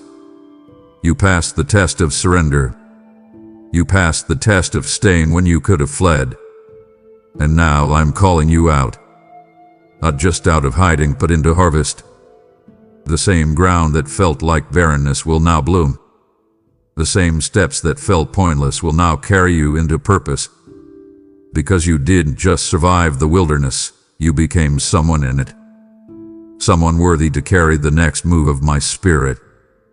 Someone who walks not in fear, but in fire. You've proven faithful in the quiet. Now it's time to emerge in the glory. Let me take you back, not to relive the pain, but to reveal the purpose. Remember the moment it fell apart. When the job vanished. When the relationship fractured. When the dream dissolved in your hands. You didn't see it coming. It blindsided you, swept the breath from your lungs, and left you with nothing but questions. You mourned it like death. And in your heart you cried, "Why would you let this happen, God? Why did you let me build something, only to watch it collapse?" I didn't answer then, not because I was absent, but because I was protecting the process. But now, child, I speak clearly. What you called loss, I called preparation. But you grieve this subtraction was actually sacred separation. I didn't just remove it, I revealed it. And now I will show you why I had to. You see, you were building around something that couldn't sustain the weight of what I'm giving you next. A job was convenient, but not covenant. A person was familiar, but not faithful. A dream was real, but not yet refined. And so I allowed the shaking. I allowed the breaking. I allowed the dismantling, not to destroy you, but to deliver you. There are times when I bless you through addition, yes, but there are also times when my love shows up as removal. Because what you don't see when you're clinging to what feels safe is how it's slowly choking your destiny. You thought you were losing your grip on the blessing. But the truth is, I was loosening your grip on what was blocking it. And now, I am not only restoring what was taken, I am revealing the necessity of its removal. You'll begin to see clearly in the coming days. Not just new doors opening, but the old ones you once mourned, now seen for what they truly were, detours disguised as destinations. I will show you how I use the subtraction to make room for supernatural alignment. I will show you how I redirected your path, not as punishment, but as protection. You'll see the full arc of the story, the before, the breaking, and the birthing. And you will not feel shame over what you lost. You will feel reverence for the one who rescued you through it. Because subtraction wasn't the end of the equation, it was how I cleared space for glory. So lift your head. Wipe the grief from your spirit. You are not the victim of abandonment. You are the recipient of divine realignment. And soon, what you once feared losing will pale in comparison to what you are about to receive. I am the restorer, but I am also the revealer. And now, I am doing both. You're not just about to recover. You're about to understand. The subtraction was sacred, and the surplus is coming. Listen closely, child. There are moments in the spirit when your name is spoken long before you ever step into the room, long before the phone rings, long before the email lands, long before the opportunity arrives. And right now, this is one of those moments. I have whispered your name, not as a suggestion, but as a solution. I have marked you not only with my spirit, but with strategy. Heaven had been orchestrating something on your behalf, moving pieces, ranging conversations, shifting hearts. While you were wondering if anyone saw your quiet faithfulness, I was broadcasting your name into places your feet have not yet walked. You've been praying for elevation, waiting for visibility. And I'm telling you now, it's already happening. You didn't need to push for it. You didn't need to promote yourself. That's why I trust you with it. While others were chasing platforms, you were building altars. While others were trying to be seen, you chose to be still. And now, I am rewarding what I saw in secret. Your name is rising, not for popularity, but for purpose. You're not about to be elevated to impress man. You're about to be elevated to influence nations. This is beyond career. This is beyond fame. This is kingdom assignment. I am setting your name before kings. Not because you're the most qualified, but because you're the most consecrated. You didn't just ask me for a blessing, you became a vessel. And now, I'm about to fill you with fire and favor and send you into places that never had you on their list. But I had you on my scroll. Child, do not be surprised when you're invited to sit at tables you never campaigned for. Do not shrink back when the door opens into rooms that once intimidated you. Do not second-guess the open heavens just because you didn't open the door yourself. I am the one unlocking this. I am the one exalting you in due season. And this, right now, is the due season. you'll begin to see confirmation. A random call, a sudden shift, and I have started with a mundane. People speaking your name in decision-making moments, not out of flattery, but out of divine prompting. I've positioned your name like a seed in the soil of influence, and now the harvest is breaking through. So walk with confidence, not arrogance, confidence, the holy kind, the kind that knows who sent you, the kind that doesn't apologize for being chosen, the kind that shows up in every room knowing heaven has already endorsed what earth is about to witness. You're not forcing favor. You're walking in prophecy. And your name, child, your name has already been heard. You're next. I know you've been feeling it, the weight.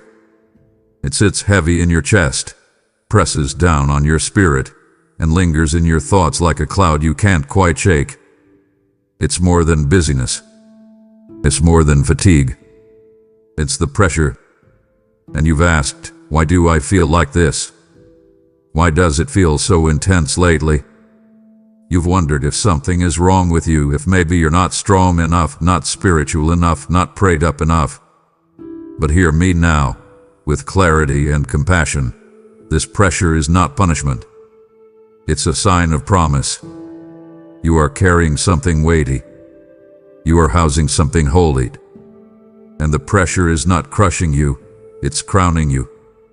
Let me speak directly to your soul. What you're feeling is the tension between who you've been and who you're becoming. It's the spiritual stretch of carrying a glory your old identity cannot contain. You're not unraveling, you're expanding. Just like a womb expands before birth, your spirit is stretching to make room for the magnitude of what I've placed inside you. And yes, it's uncomfortable. Yes, it feels like everything is shifting, because it is. But the shift isn't your downfall, it's your delivery.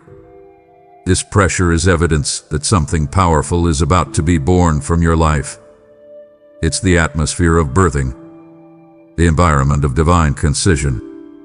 And I'm not asking you to carry it alone. I'm asking you to partner with me in it. Don't run from the pressure. Don't silence it with distractions. Don't suppress it with false strength. Bring it to me. Let me breathe into the places that feel tight, strained, overwhelmed. You don't need to pretend it's easy. You just need to know it's worth it. Because the oil that's about to flow from this weight will be unlike anything you've seen before. This is costly glory. This is destiny under pressure. And the reason it feels heavier now is because you're closer than ever to the moment of release. You're not crazy. You're not weak. You're not doing anything wrong. You're just carrying something significant. And significance always comes with pressure. So I speak peace over you now, not the absence of weight, but the presence of wisdom. Wisdom to discern what's birthing and what's breaking. Wisdom to rest in the pressure, knowing it's producing purpose. And most of all, wisdom to recognize that this is not the end, it's the crowning moment. You're not being crushed. You're being crowned. Your pain is not pointless. Your heaviness is not hopeless.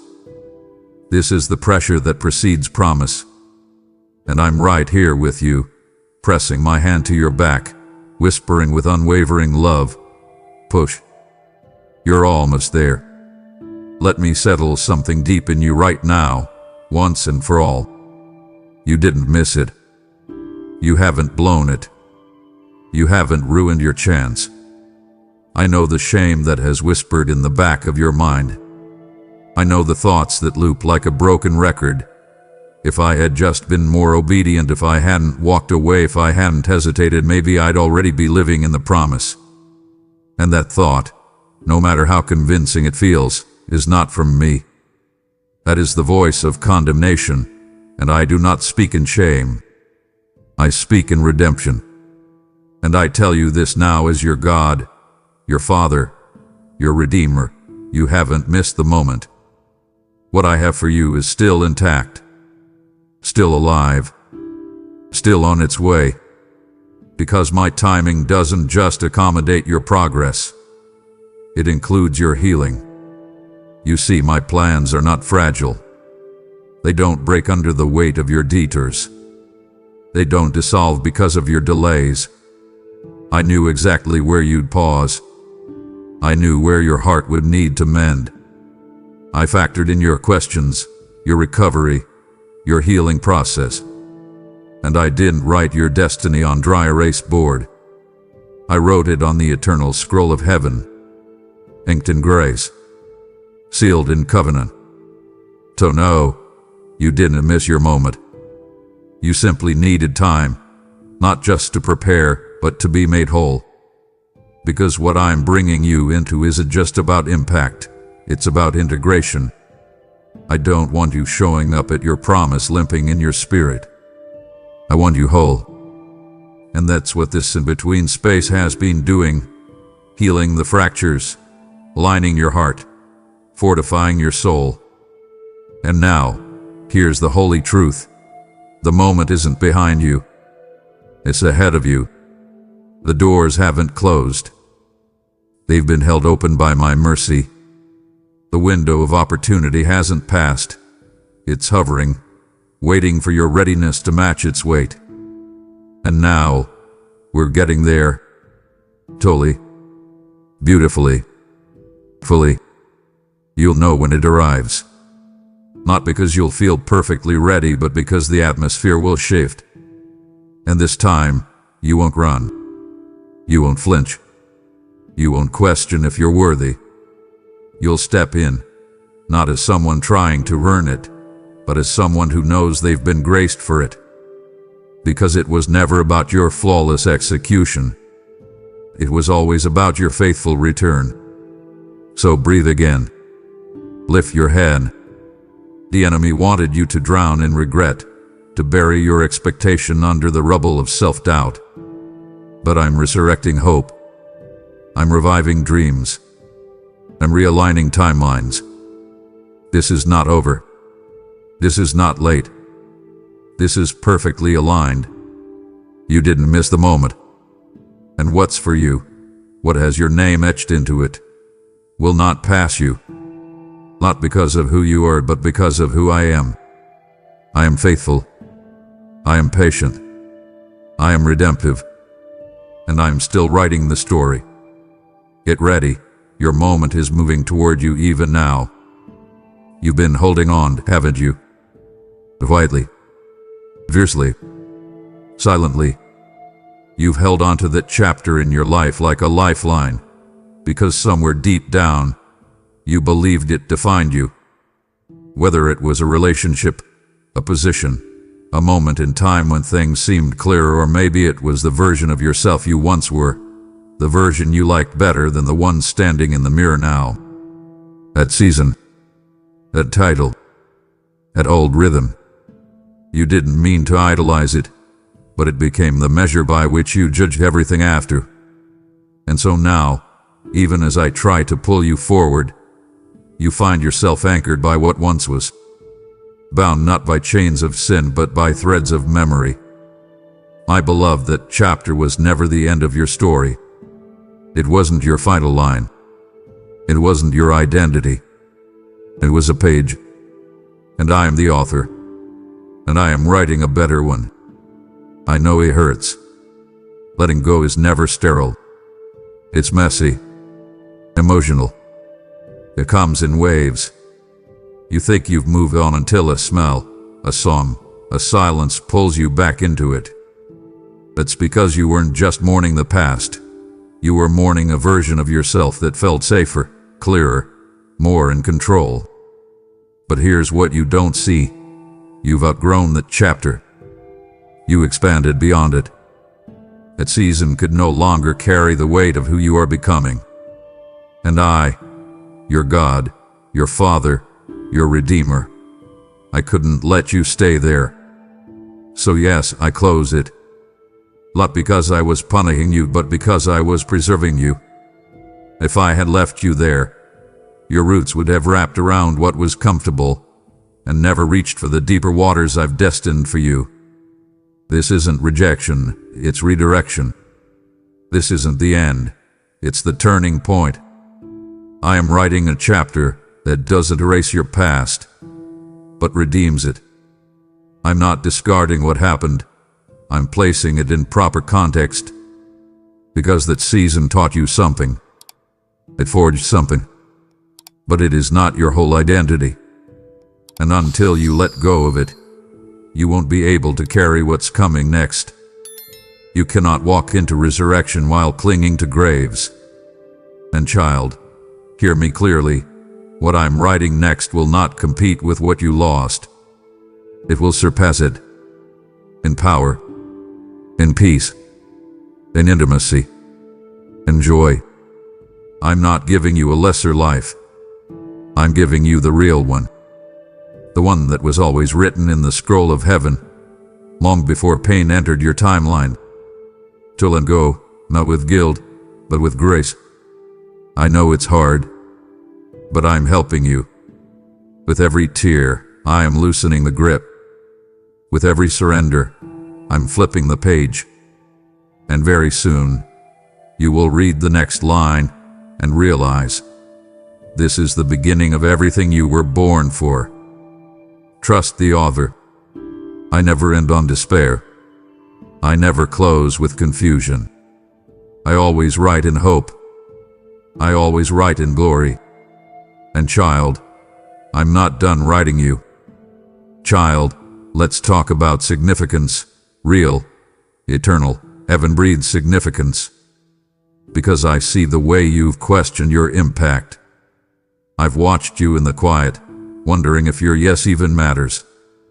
You see others shining, being celebrated, receiving opportunities, and there's that small ache that whispers, did I miss it? Am I behind? Am I even making a difference? And though you silence the thought, it returns.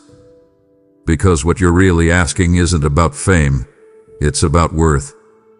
And so let me say this, with thunder in my voice and gentleness in my eyes, you do not need a spotlight to be significant. You've already been seen, already been chosen, already been marked by heaven. And the weight of your obedience, even when no one sees it, is shaking realms. Do you realize what happens in the spirit every time you obey me in secret? Every time you forgive without applause? Every time you choose purity over popularity? Every time you intercede for someone who will never know your name? That obedience, it doesn't vanish into the void. It thunders in eternity. It writes your legacy. It builds altars. You've been living in obscurity, but obscurity is not absence. It's incubation. I've hidden you, not because you're unimportant, but because you're invaluable. You've been growing under my hand, protected from premature exposure, because what I'm placing inside you cannot be rushed. And when the time is right, and it is coming, I will lift the veil.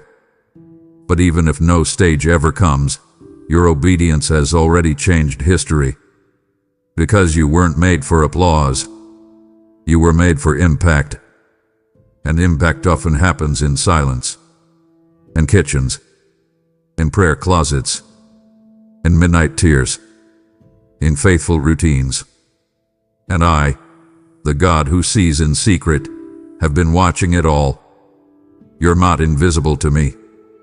You are radiant. You are resounding. You are mighty in my kingdom. And though the world may not hand you trophies, heaven has already crowned you with honor. You walk in favor, not because of who knows your name, but because of who named you. And I named you faithful, anointed, chosen, my delight. So don't diminish your worth because the lights haven't found you.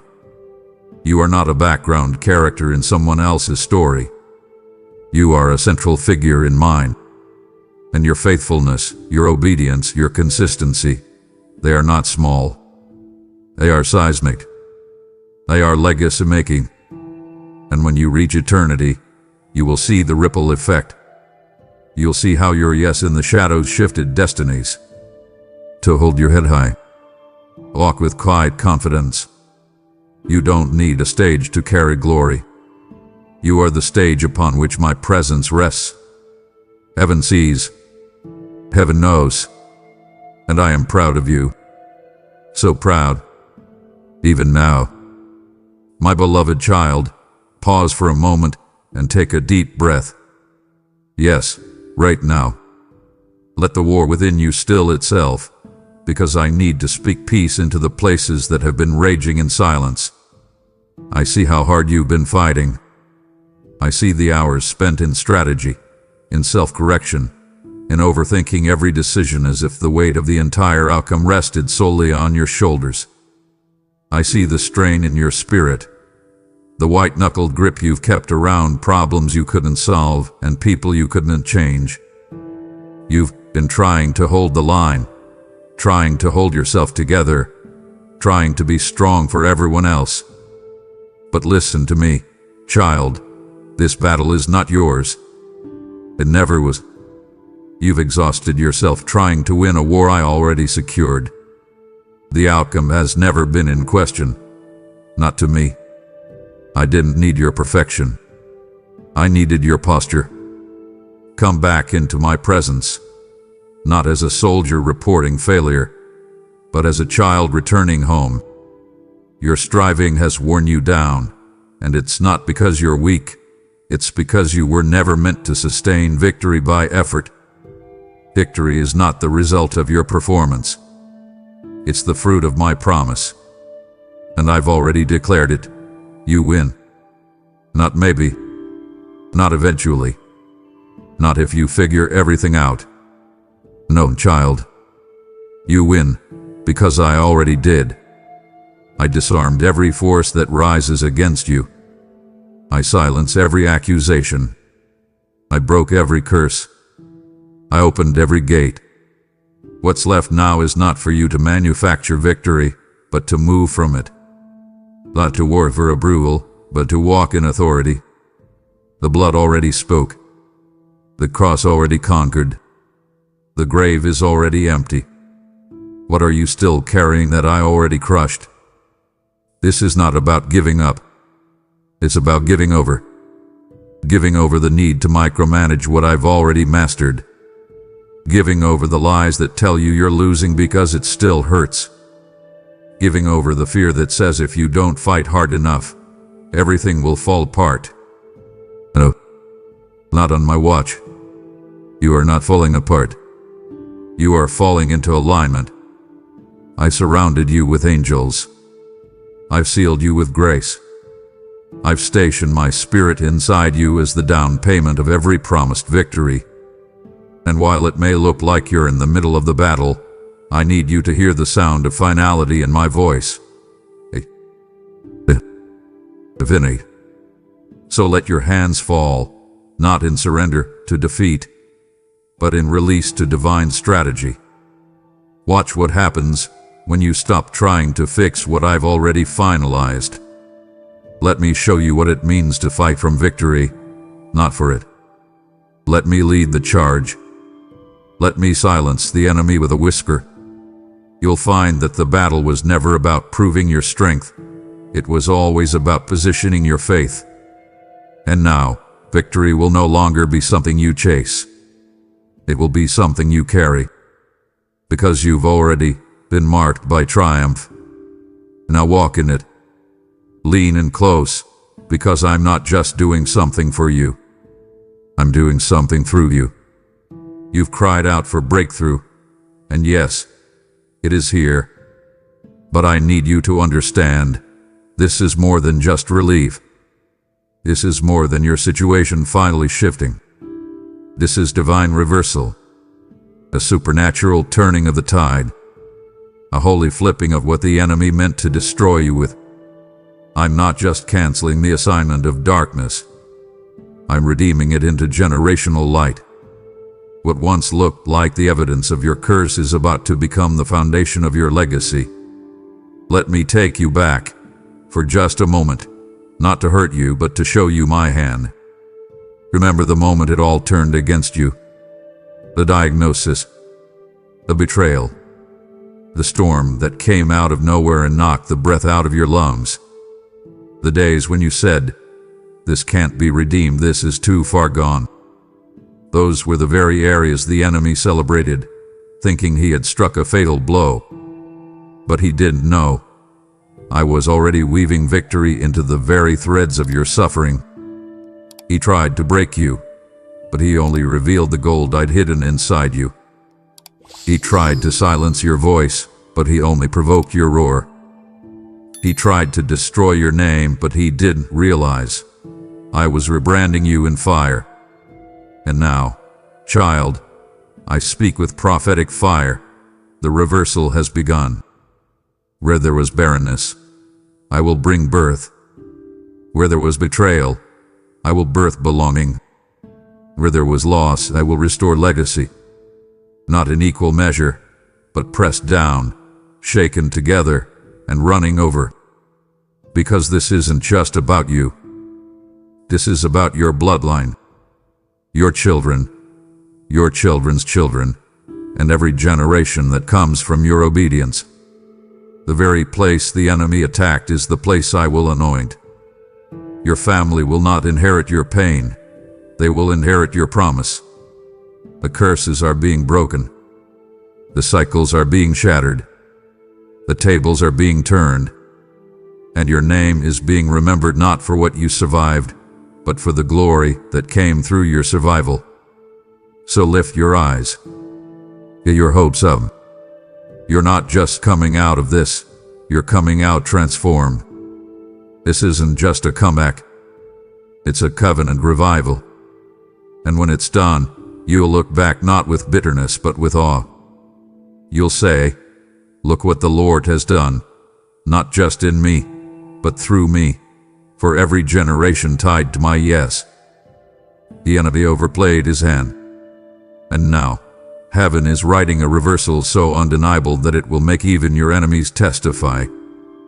This is more than breakthrough. This is divine recompense. And it starts now. You feel it, don't you? That inner pull. That quiet trembling in your spirit. You can't fully explain it, but you know. Something is different. You stepped into a moment unlike any you've ever known before. It feels surreal, sacred, unfamiliar. And it should. Because, my beloved, this is the threshold. This is the divine edge where one season ends and another explodes into motion. This is not just another morning, another chapter, another prayer whispered in the dark. This is the crossing over, the hinge between what was and what will be. The turning point heaven has been orchestrating, rehearsing, and aligning for far longer than you even realized. And now, it's here. Everything changes from this point forward. Don't minimize it. Don't rationalize it. Don't talk yourself out of it with false humility or fear of disappointment. Oh, honor the moment. This is holy ground.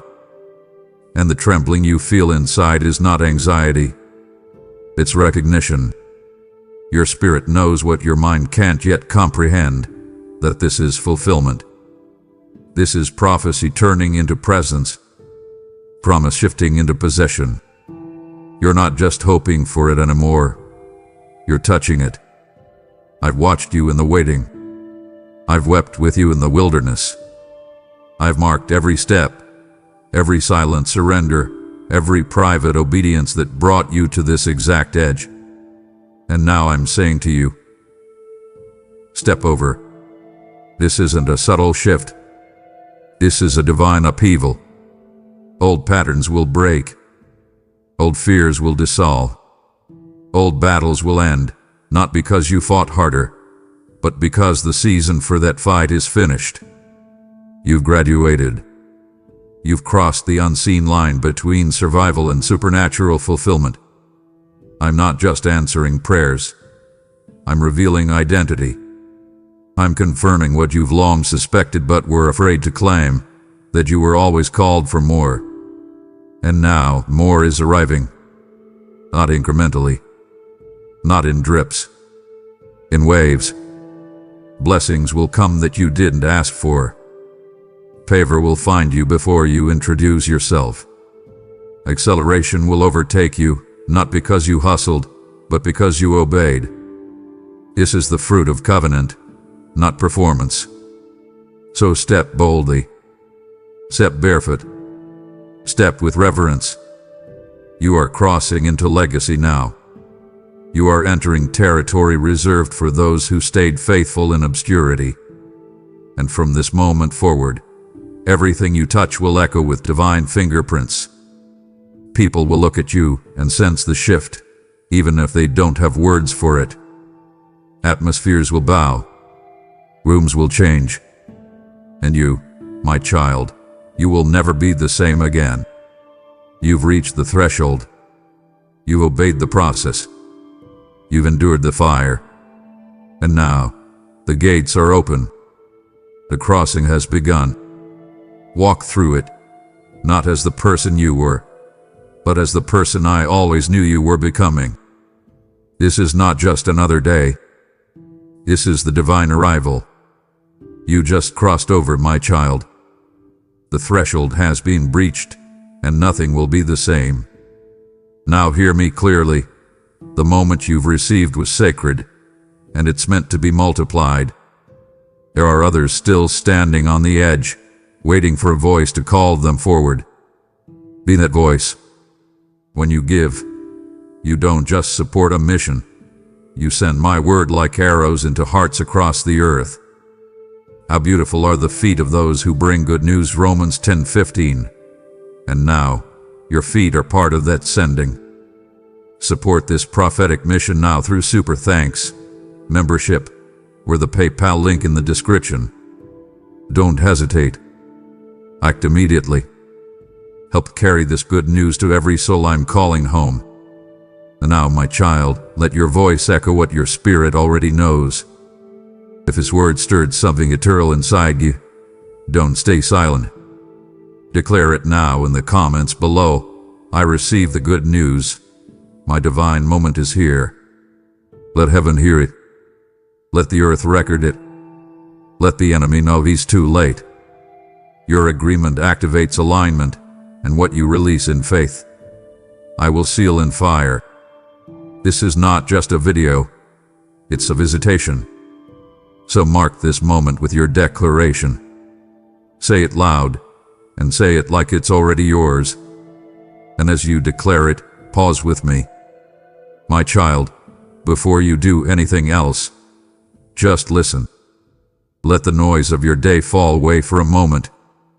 I want to speak to that place in your heart that feels hurried and uncertain, the part of you that is bracing for the next demand, the next challenge. Breathe in. Let my presence be the air that fills your lungs.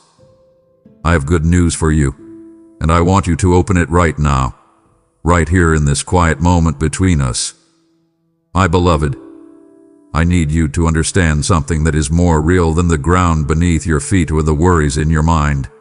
My love for you is not a fleeting emotion. It is not like the shifting opinions of people or the temporary success you chase. It is an eternal, foundational truth. It is the very beginning of your story. Long before you were formed in your mother's womb, before your first heartbeat echoed in the silence, I knew you. I knew the sound of your voice. I knew every hope you would ever hold and every tear you would ever cry. And I loved you. Not for what you would do or what you would become, but simply because you were mine. I see how hard you strive. I see you measuring your worth by your accomplishments, by your productivity, by how well you hold everything together. You believe, in the quiet moments of the night, that my affection for you rises and falls with your performance. You feel the pressure to be righteous, to be perfect, to earn the love you so desperately crave. But listen to my heart now. You do not have to earn what has always been yours. My love for you was settled before you took your first step. It is not a reward for your strength or a prize for your victories. It is a constant, a given, A love that holds you just as securely on your worst day as it does on your best. I know you feel the distance sometimes. In your moments of failure or shame, you feel as though you have wandered so far that you are beyond my reach. You feel like you are at the bottom of a deep canyon, and my voice is just a faint echo. But hear this truth: there is no height of success that can elevate you beyond my love, and there is no depth of despair that can separate you from it. No mistake, no failure, no darkness, nothing in all of creation can sever the bond I have forged with you. Even when you feel most lost, my love is a relentless, gentle current, always pulling you back to me, always drawing you home. It doesn't break down the walls you build, it simply seeps through them, surrounding you until you remember where you belong. Let this truth sink in. That fear of being abandoned, the insecurity that whispers you are not enough, that is not from me. That is a lie from a world that doesn't understand perfect love. My love casts out fear. It doesn't just soothe it, it expels it. Open your heart now and feel it. Feel my love wrapping around you, a perfect peace that says you are safe, you are seen, and you are mine forever. My child, I want you to look at the world around you for a moment. See the rush, the noise, the endless stream of people striving to be noticed, to make their mark. It is so easy to feel like a drop of water in a vast ocean, a single grain of sand on an endless shore, completely anonymous and insignificant. You look at your life and you see a series of chances and accidents, of fortunate breaks and unfortunate turns. But that is the world's story, not mine. Listen to me. You are not a cosmic accident. You are not the product of random chance. Before the foundations of the world were laid, before the first star was hung in the heavens, I chose you. I saw you, I knew you, and I called you by name. Your existence is an act of my deliberate, loving will. I have called you out of darkness. You know this darkness, don't you? It is the fog of confusion, the shadow of fear, the heavy gloom of a life without purpose. You have felt it. But I have called you into my marvelous light, and this was not a casual invitation. It was for a divine purpose, a reason that is woven into the very fabric of your being. You are now part of a royal priesthood, a holy nation. Think about what that means. You are royalty. Not in the way the world understands it, with fleeting power and temporary crowns, but in the eternal sense.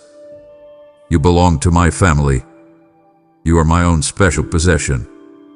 Your value is not determined by your job title, your bank account, or the approval of others. Those are just flimsy labels the world tries to stick on you. Your true identity, the one that can never be shaken or taken away, is this: you are a child of the Most High God. Do you ever feel forgotten? Do you ever feel like your prayers are bouncing off the ceiling, that you are just a face in the crowd to me? Let me quiet that fear for you right now. I have inscribed your name on the palms of my hands. It is not written in fading ink, but etched permanently where I can always see it. You are never out of my sight, never forgotten, never overlooked. Every step you take, every path you walk, even the ones that seem crooked and confusing, was prepared for you in advance. I have laid out a journey for you, one filled with good works to do in my name. The very ground you are standing on is holy ground because I have purposed for you to be there. So, release the lie that you are just another person. You have been chosen, set apart, and remembered by the King of the universe. This is your true identity. Walk in it. Now, as you hear these truths, that you are loved and chosen, I can feel the objection rising in your heart. It's a familiar, heavy feeling, isn't it? The memory of your past mistakes. The shame that clings to you like a shadow. You think, How can I be chosen and holy when I have done such things? When I carry so much guilt? My precious child, come closer. Let's talk about that weight you are carrying. The debt of your sin, every mistake, every failure, every moment of rebellion. It has been paid in full. The verdict of guilty that you keep placing on yourself has been overturned by me. You are no longer condemned. The gavel has fallen, not in judgment, but in mercy. I want you to imagine the heaviest burden you carry, that one mistake you keep replaying in your mind. See it for what it is. And now, listen to my promise. I have taken that transgression and all the others and removed them from you as far as the east is from the west. This isn't a small distance. It's an immeasurable, infinite separation. They are gone. My mercy does not just compete with judgment. It triumphs over it every single time you turn your heart toward me. And here is a truth that is difficult for the human mind to grasp. When I forgive, I choose to remember your sins no more. It's not that I have a faulty memory. It is a divine, intentional act of love. I choose to see you not through the filter of your past failures, but through the perfect sacrifice of my Son. Because of this, you are now clothed in righteousness. When I look at you, I do not see a person stained by sin. I see someone who is holy and blameless in my sight. This is not a future goal for you to achieve. It is your present reality. And this forgiveness, this grace, is not a one-time event that you can use up. It's not a single cup of water for a lifetime of thirst. It is a continuous, unending stream. Every morning, my mercies are new. Every time you stumble, the stream of grace is there to wash you clean again. So, stop carrying that heavy bag of guilt on your shoulders. Lay it down. It does not belong to you anymore. Walk in the freedom of a soul that has been completely, utterly, and eternally forgiven. This is my good news for you. Because you are washed clean, something profound has happened. It's more than just being pardoned. You have been remade. The old you, the one who was bound by fear and defined by past mistakes, has passed away. Look now, listen with your spirit. All things have become new. This is not just a poetic phrase. It is your spiritual reality. You are no longer a slave to sin, held captive by old habits and destructive patterns. That is the identity of your past. Your new identity, the one you carry today, is a child of the Most High King. You have been adopted into my family, and you carry my name. This changes everything. As my child, you are a co-heir with Christ. Think of the most incredible inheritance you can imagine on earth: wealth, property, power. It all pales in comparison to what is yours. You are destined to share in an eternal inheritance, one that will never perish, spoil, or fade. Your true home, your ultimate citizenship, is in heaven. And while you are on this earth, you are an ambassador of my kingdom. An ambassador is a trusted representative, someone who speaks and acts on behalf of their king. That is who you are. In your workplace, in your family, in your neighborhood, you carry my authority and my message of love. I have given you a new name, a new identity that reflects my promises and your destiny. The world may call you by your old names: failure, unworthy, anxious, broken, but I call you by your new names: righteous, beloved, courageous, whole. This is who you are now. And to seal this new identity, I have made you a temple. My own Holy Spirit has come to dwell within you. My glory, the very essence of my presence, lives inside of you. Your body is a sacred space. So, stop identifying with the person you used to be. That person is gone. Embrace the new creation that you are. You are a royal child, a heavenly ambassador, and a walking temple of my glory. Live out this new, breathtaking identity I have given you. My child, this new identity I have given you is not a heavy burden you must carry alone.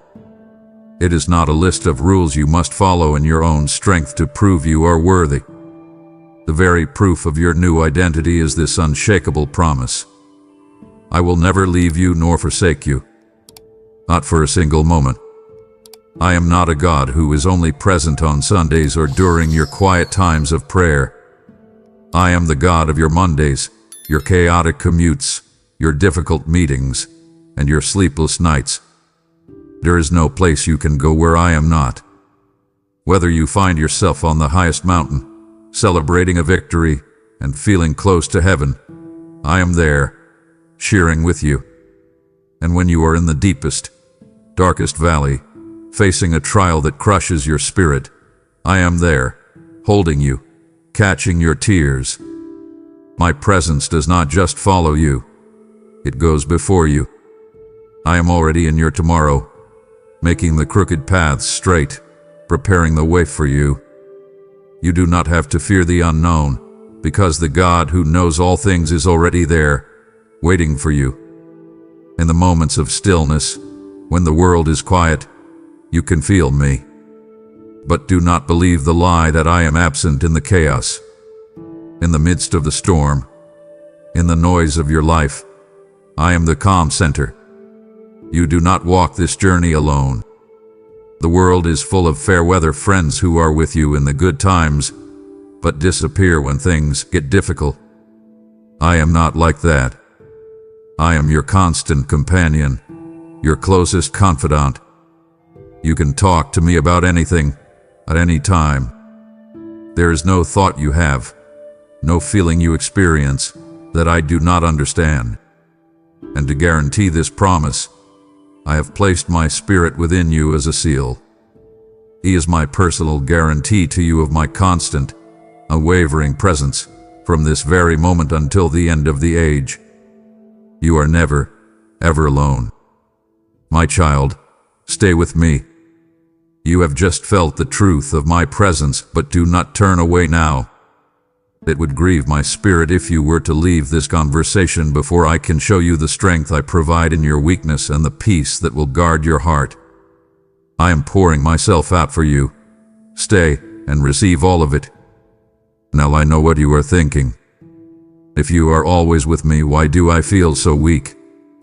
Why do I get so tired and overwhelmed? My beloved, do not be discouraged by your limitations. In fact, it is in those very limitations that my power is best displayed. My power is made perfect in your weakness. The world tells you to hide your weaknesses, to pretend you are strong at all times. But I am telling you to bring your weaknesses to me. Your exhaustion, your frustration, your feeling of not being enough. These are the very places where my strength can rush in and fill you. When you feel you cannot take another step, when your energy is gone and you are tempted to give up, that is when I will carry you. Stop trying to do everything in your own strength. You were never designed to. You were designed to depend on me. I am the source of everlasting strength. The Bible says that those who wait on me, who hope in me, shall renew their strength. They will soar on wings like eagles. They will run and not grow weary. They will walk and not be faint. This is not just a pretty poem. It is a promise for you, for your weary soul today. You can do all things. Face that difficult task. Have that hard conversation. Endure this trial, not because you are so capable, but because Christ who lives in you strengthens you from within. My grace is not just for your salvation. It is a sufficient and unending supply of power for every single challenge you face. It never runs out. Think of me as your fortress, a place of absolute safety when life feels like a battlefield. Think of me as your shield, protecting you from the attacks that come your way. I am a very present help in times of trouble. So, stop being ashamed of your weakness. Stop seeing it as a failure. Instead, see it as an invitation for my strength to become your own. Let go of the strain, and let me be strong for you.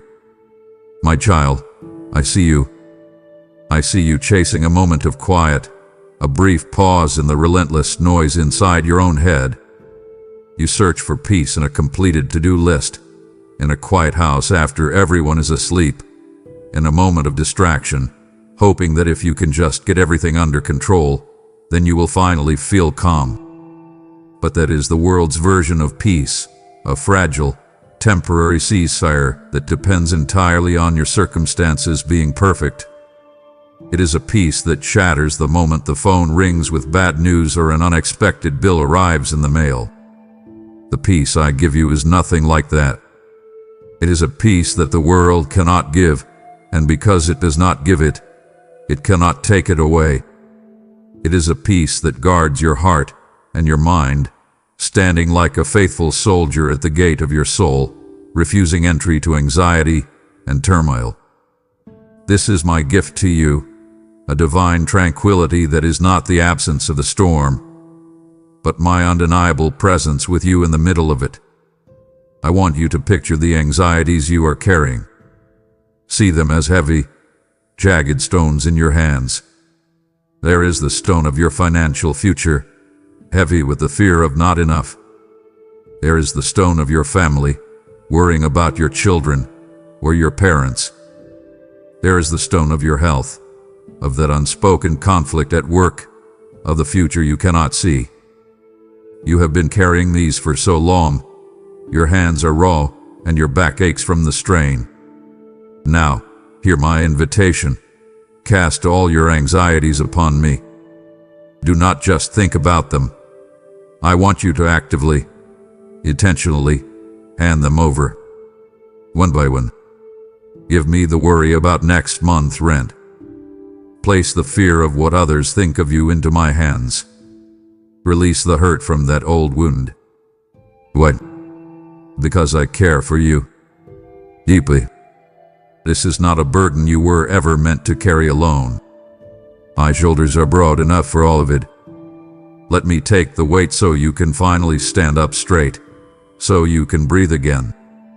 I will keep in perfect peace the one whose mind is steadfastly focused on me. This is the secret, my beloved. When the waves of worry begin to crash against you, you must choose where to fix your gaze. Do not stare at the waves. Look at me. When the what-if starts screaming for your attention, turn the focus of your mind back to me, to my promises, to my unchanging love. Let my peace rule in your heart. Let it be the final authority, the divine umpire that settles the chaotic arguments in your soul. This is not something you have to strive for. It is something you receive. Open your hands, release the stones, and receive my peace right now. It is your inheritance from the Prince of Peace himself.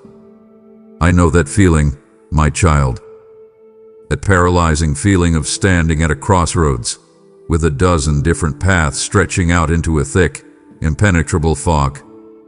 You are terrified of making the wrong choice, of taking a step that will lead to regret. The world shouts advice from every direction. Do this.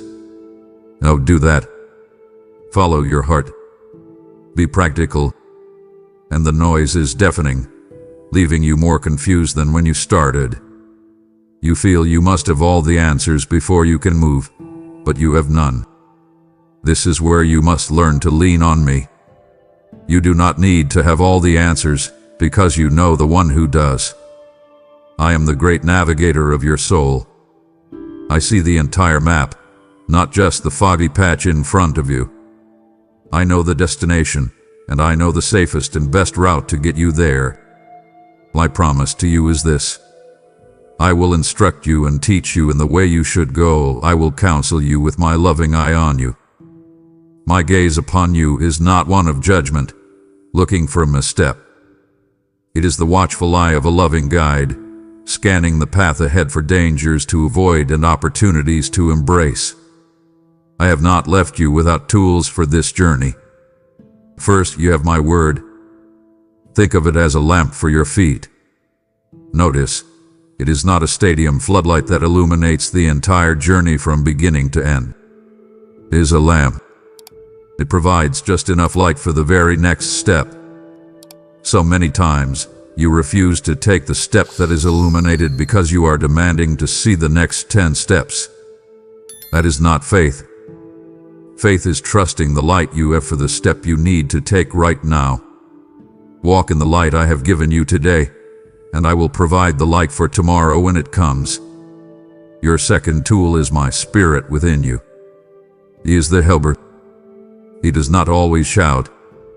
Most often, he is the quiet whisper, the gentle nudge, the check in your spirit that says, wait, or the unexplainable peace that says, this way. You must learn to tune your ear to his frequency, to quiet the other voices so you can hear his. And what is your part in all of this? Trust in me with all your heart and lean not on your own understanding. In all your ways, in the big decisions and the small ones, in the email you are about to send, in the conversation you are about to have, acknowledge me. Invite me into the process. This is your part. When you do this, I promise I will make your path straight. It is not a suggestion. It is a divine guarantee. You provide the trust, and I will provide the direction. Step out of the paralysis of indecision and take the next small step in faith, knowing I am guiding you. My child, let me speak plainly about the enemy that stalks you, that steals your peace and paralyzes your heart. Let us name it fear. I need you to know, with every fiber of your being, that this spirit of fear is not from me. That constant, low-grade anxiety, that knot in your stomach, that sense of impending doom, that panic that wakes you in the middle of the night, I did not give that to you. It is a counterfeit gift from the enemy of your soul. My gift to you is entirely different. What I have given you is a spirit of power, a spirit of love, and a spirit of a sound, calm, well-balanced mind. This is your true inheritance. Anything else is an intruder, an illegal trespasser in the temple of your heart where my spirit dwells. You must learn to see fear for what it is, a liar. It is a bully that whispers terrible things in the dark, but it has no real authority over you. Fear magnifies the shadows and minimizes me. Fear screams, what if you fail? While I whisper, my power is perfected in your weakness. Fear tells you, you are all alone in this, while I promise, I will never leave you, nor forsake you. Fear paralyzes you with an endless reel of worst-case scenarios, but my truth, the living, active truth you are hearing right now, is the key that unlocks that prison door and sets you free. You have a choice. You can listen to the lies of the liar, or you can listen to the truth of your Father. They cannot both occupy the same space in your mind. So, what do you do when fear comes knocking, when its cold grip begins to tighten around your heart? You do not fight it in your own strength. You run to me. I am your refuge, your high tower, a place of perfect safety where the enemy cannot reach you. When you pass through the waters of overwhelming circumstances, I will be with you. When you walk through the rivers of grief or financial hardship, you will not be swept away. When you face the fire of criticism or affliction, you will not be burned. Why? Because I am with you. The one who is in you, my very spirit, is infinitely greater than the fear that is in the world. So, stand firm. When you feel afraid, actively turn your gaze to me. Look to me, and your face will become radiant, shining with a holy confidence that leaves no room for the shadows of fear or the shame it brings. Declare this over your soul. Fear, you are a liar, and you have no hold on me. My God has not given me a spirit of fear, but of power, and of love, and of a sound mind. I hear the anxious questions that circle in your mind, especially late at night when the world is quiet. Will I have enough? How will I pay this bill? What if I lose my job? How will I provide for my family? These worries about provision can feel like a heavy blanket, smothering your joy and your trust. I want to lift that blanket from you now. Hear my name. I am Jehovah Jireh. It is not just a title, it is a promise. I am the Lord who provides. This is my nature. It is who I am. Your provision is not a matter of luck or your own striving. It is a matter of my faithful commitment to you. I want you to step outside in your imagination. Consider the birds of the air. They do not sow or reap or store away in barns, yet I, your heavenly Father, feed them. Are you not so much more valuable than they? Of course you are. Look at the lilies of the field, how they grow. They do not labor or spin, yet not even the wealthiest king in all his splendor was dressed like one of these. If that is how I clothe the grass of the field, which is here today and tomorrow is thrown into the fire, will I not much more clothe you, my precious child? Your worry accomplishes nothing except to steal your peace. It cannot add a single hour to your life or a single penny to your bank account. Your striving, born of fear, is not the source of your supply. I am. So what is your part? It is simple, yet it requires a radical reordering of your priorities. Seek first my kingdom and my righteousness. This means making my will, my ways, and my presence the number one priority of your life, above your career, above your financial planning, above your worries. Put me first in your time, your thoughts, your decisions, and your resources. When you do this, my promise is absolute. All these things, the food, the clothes, the resources, the very things you are worrying about, will be added unto you.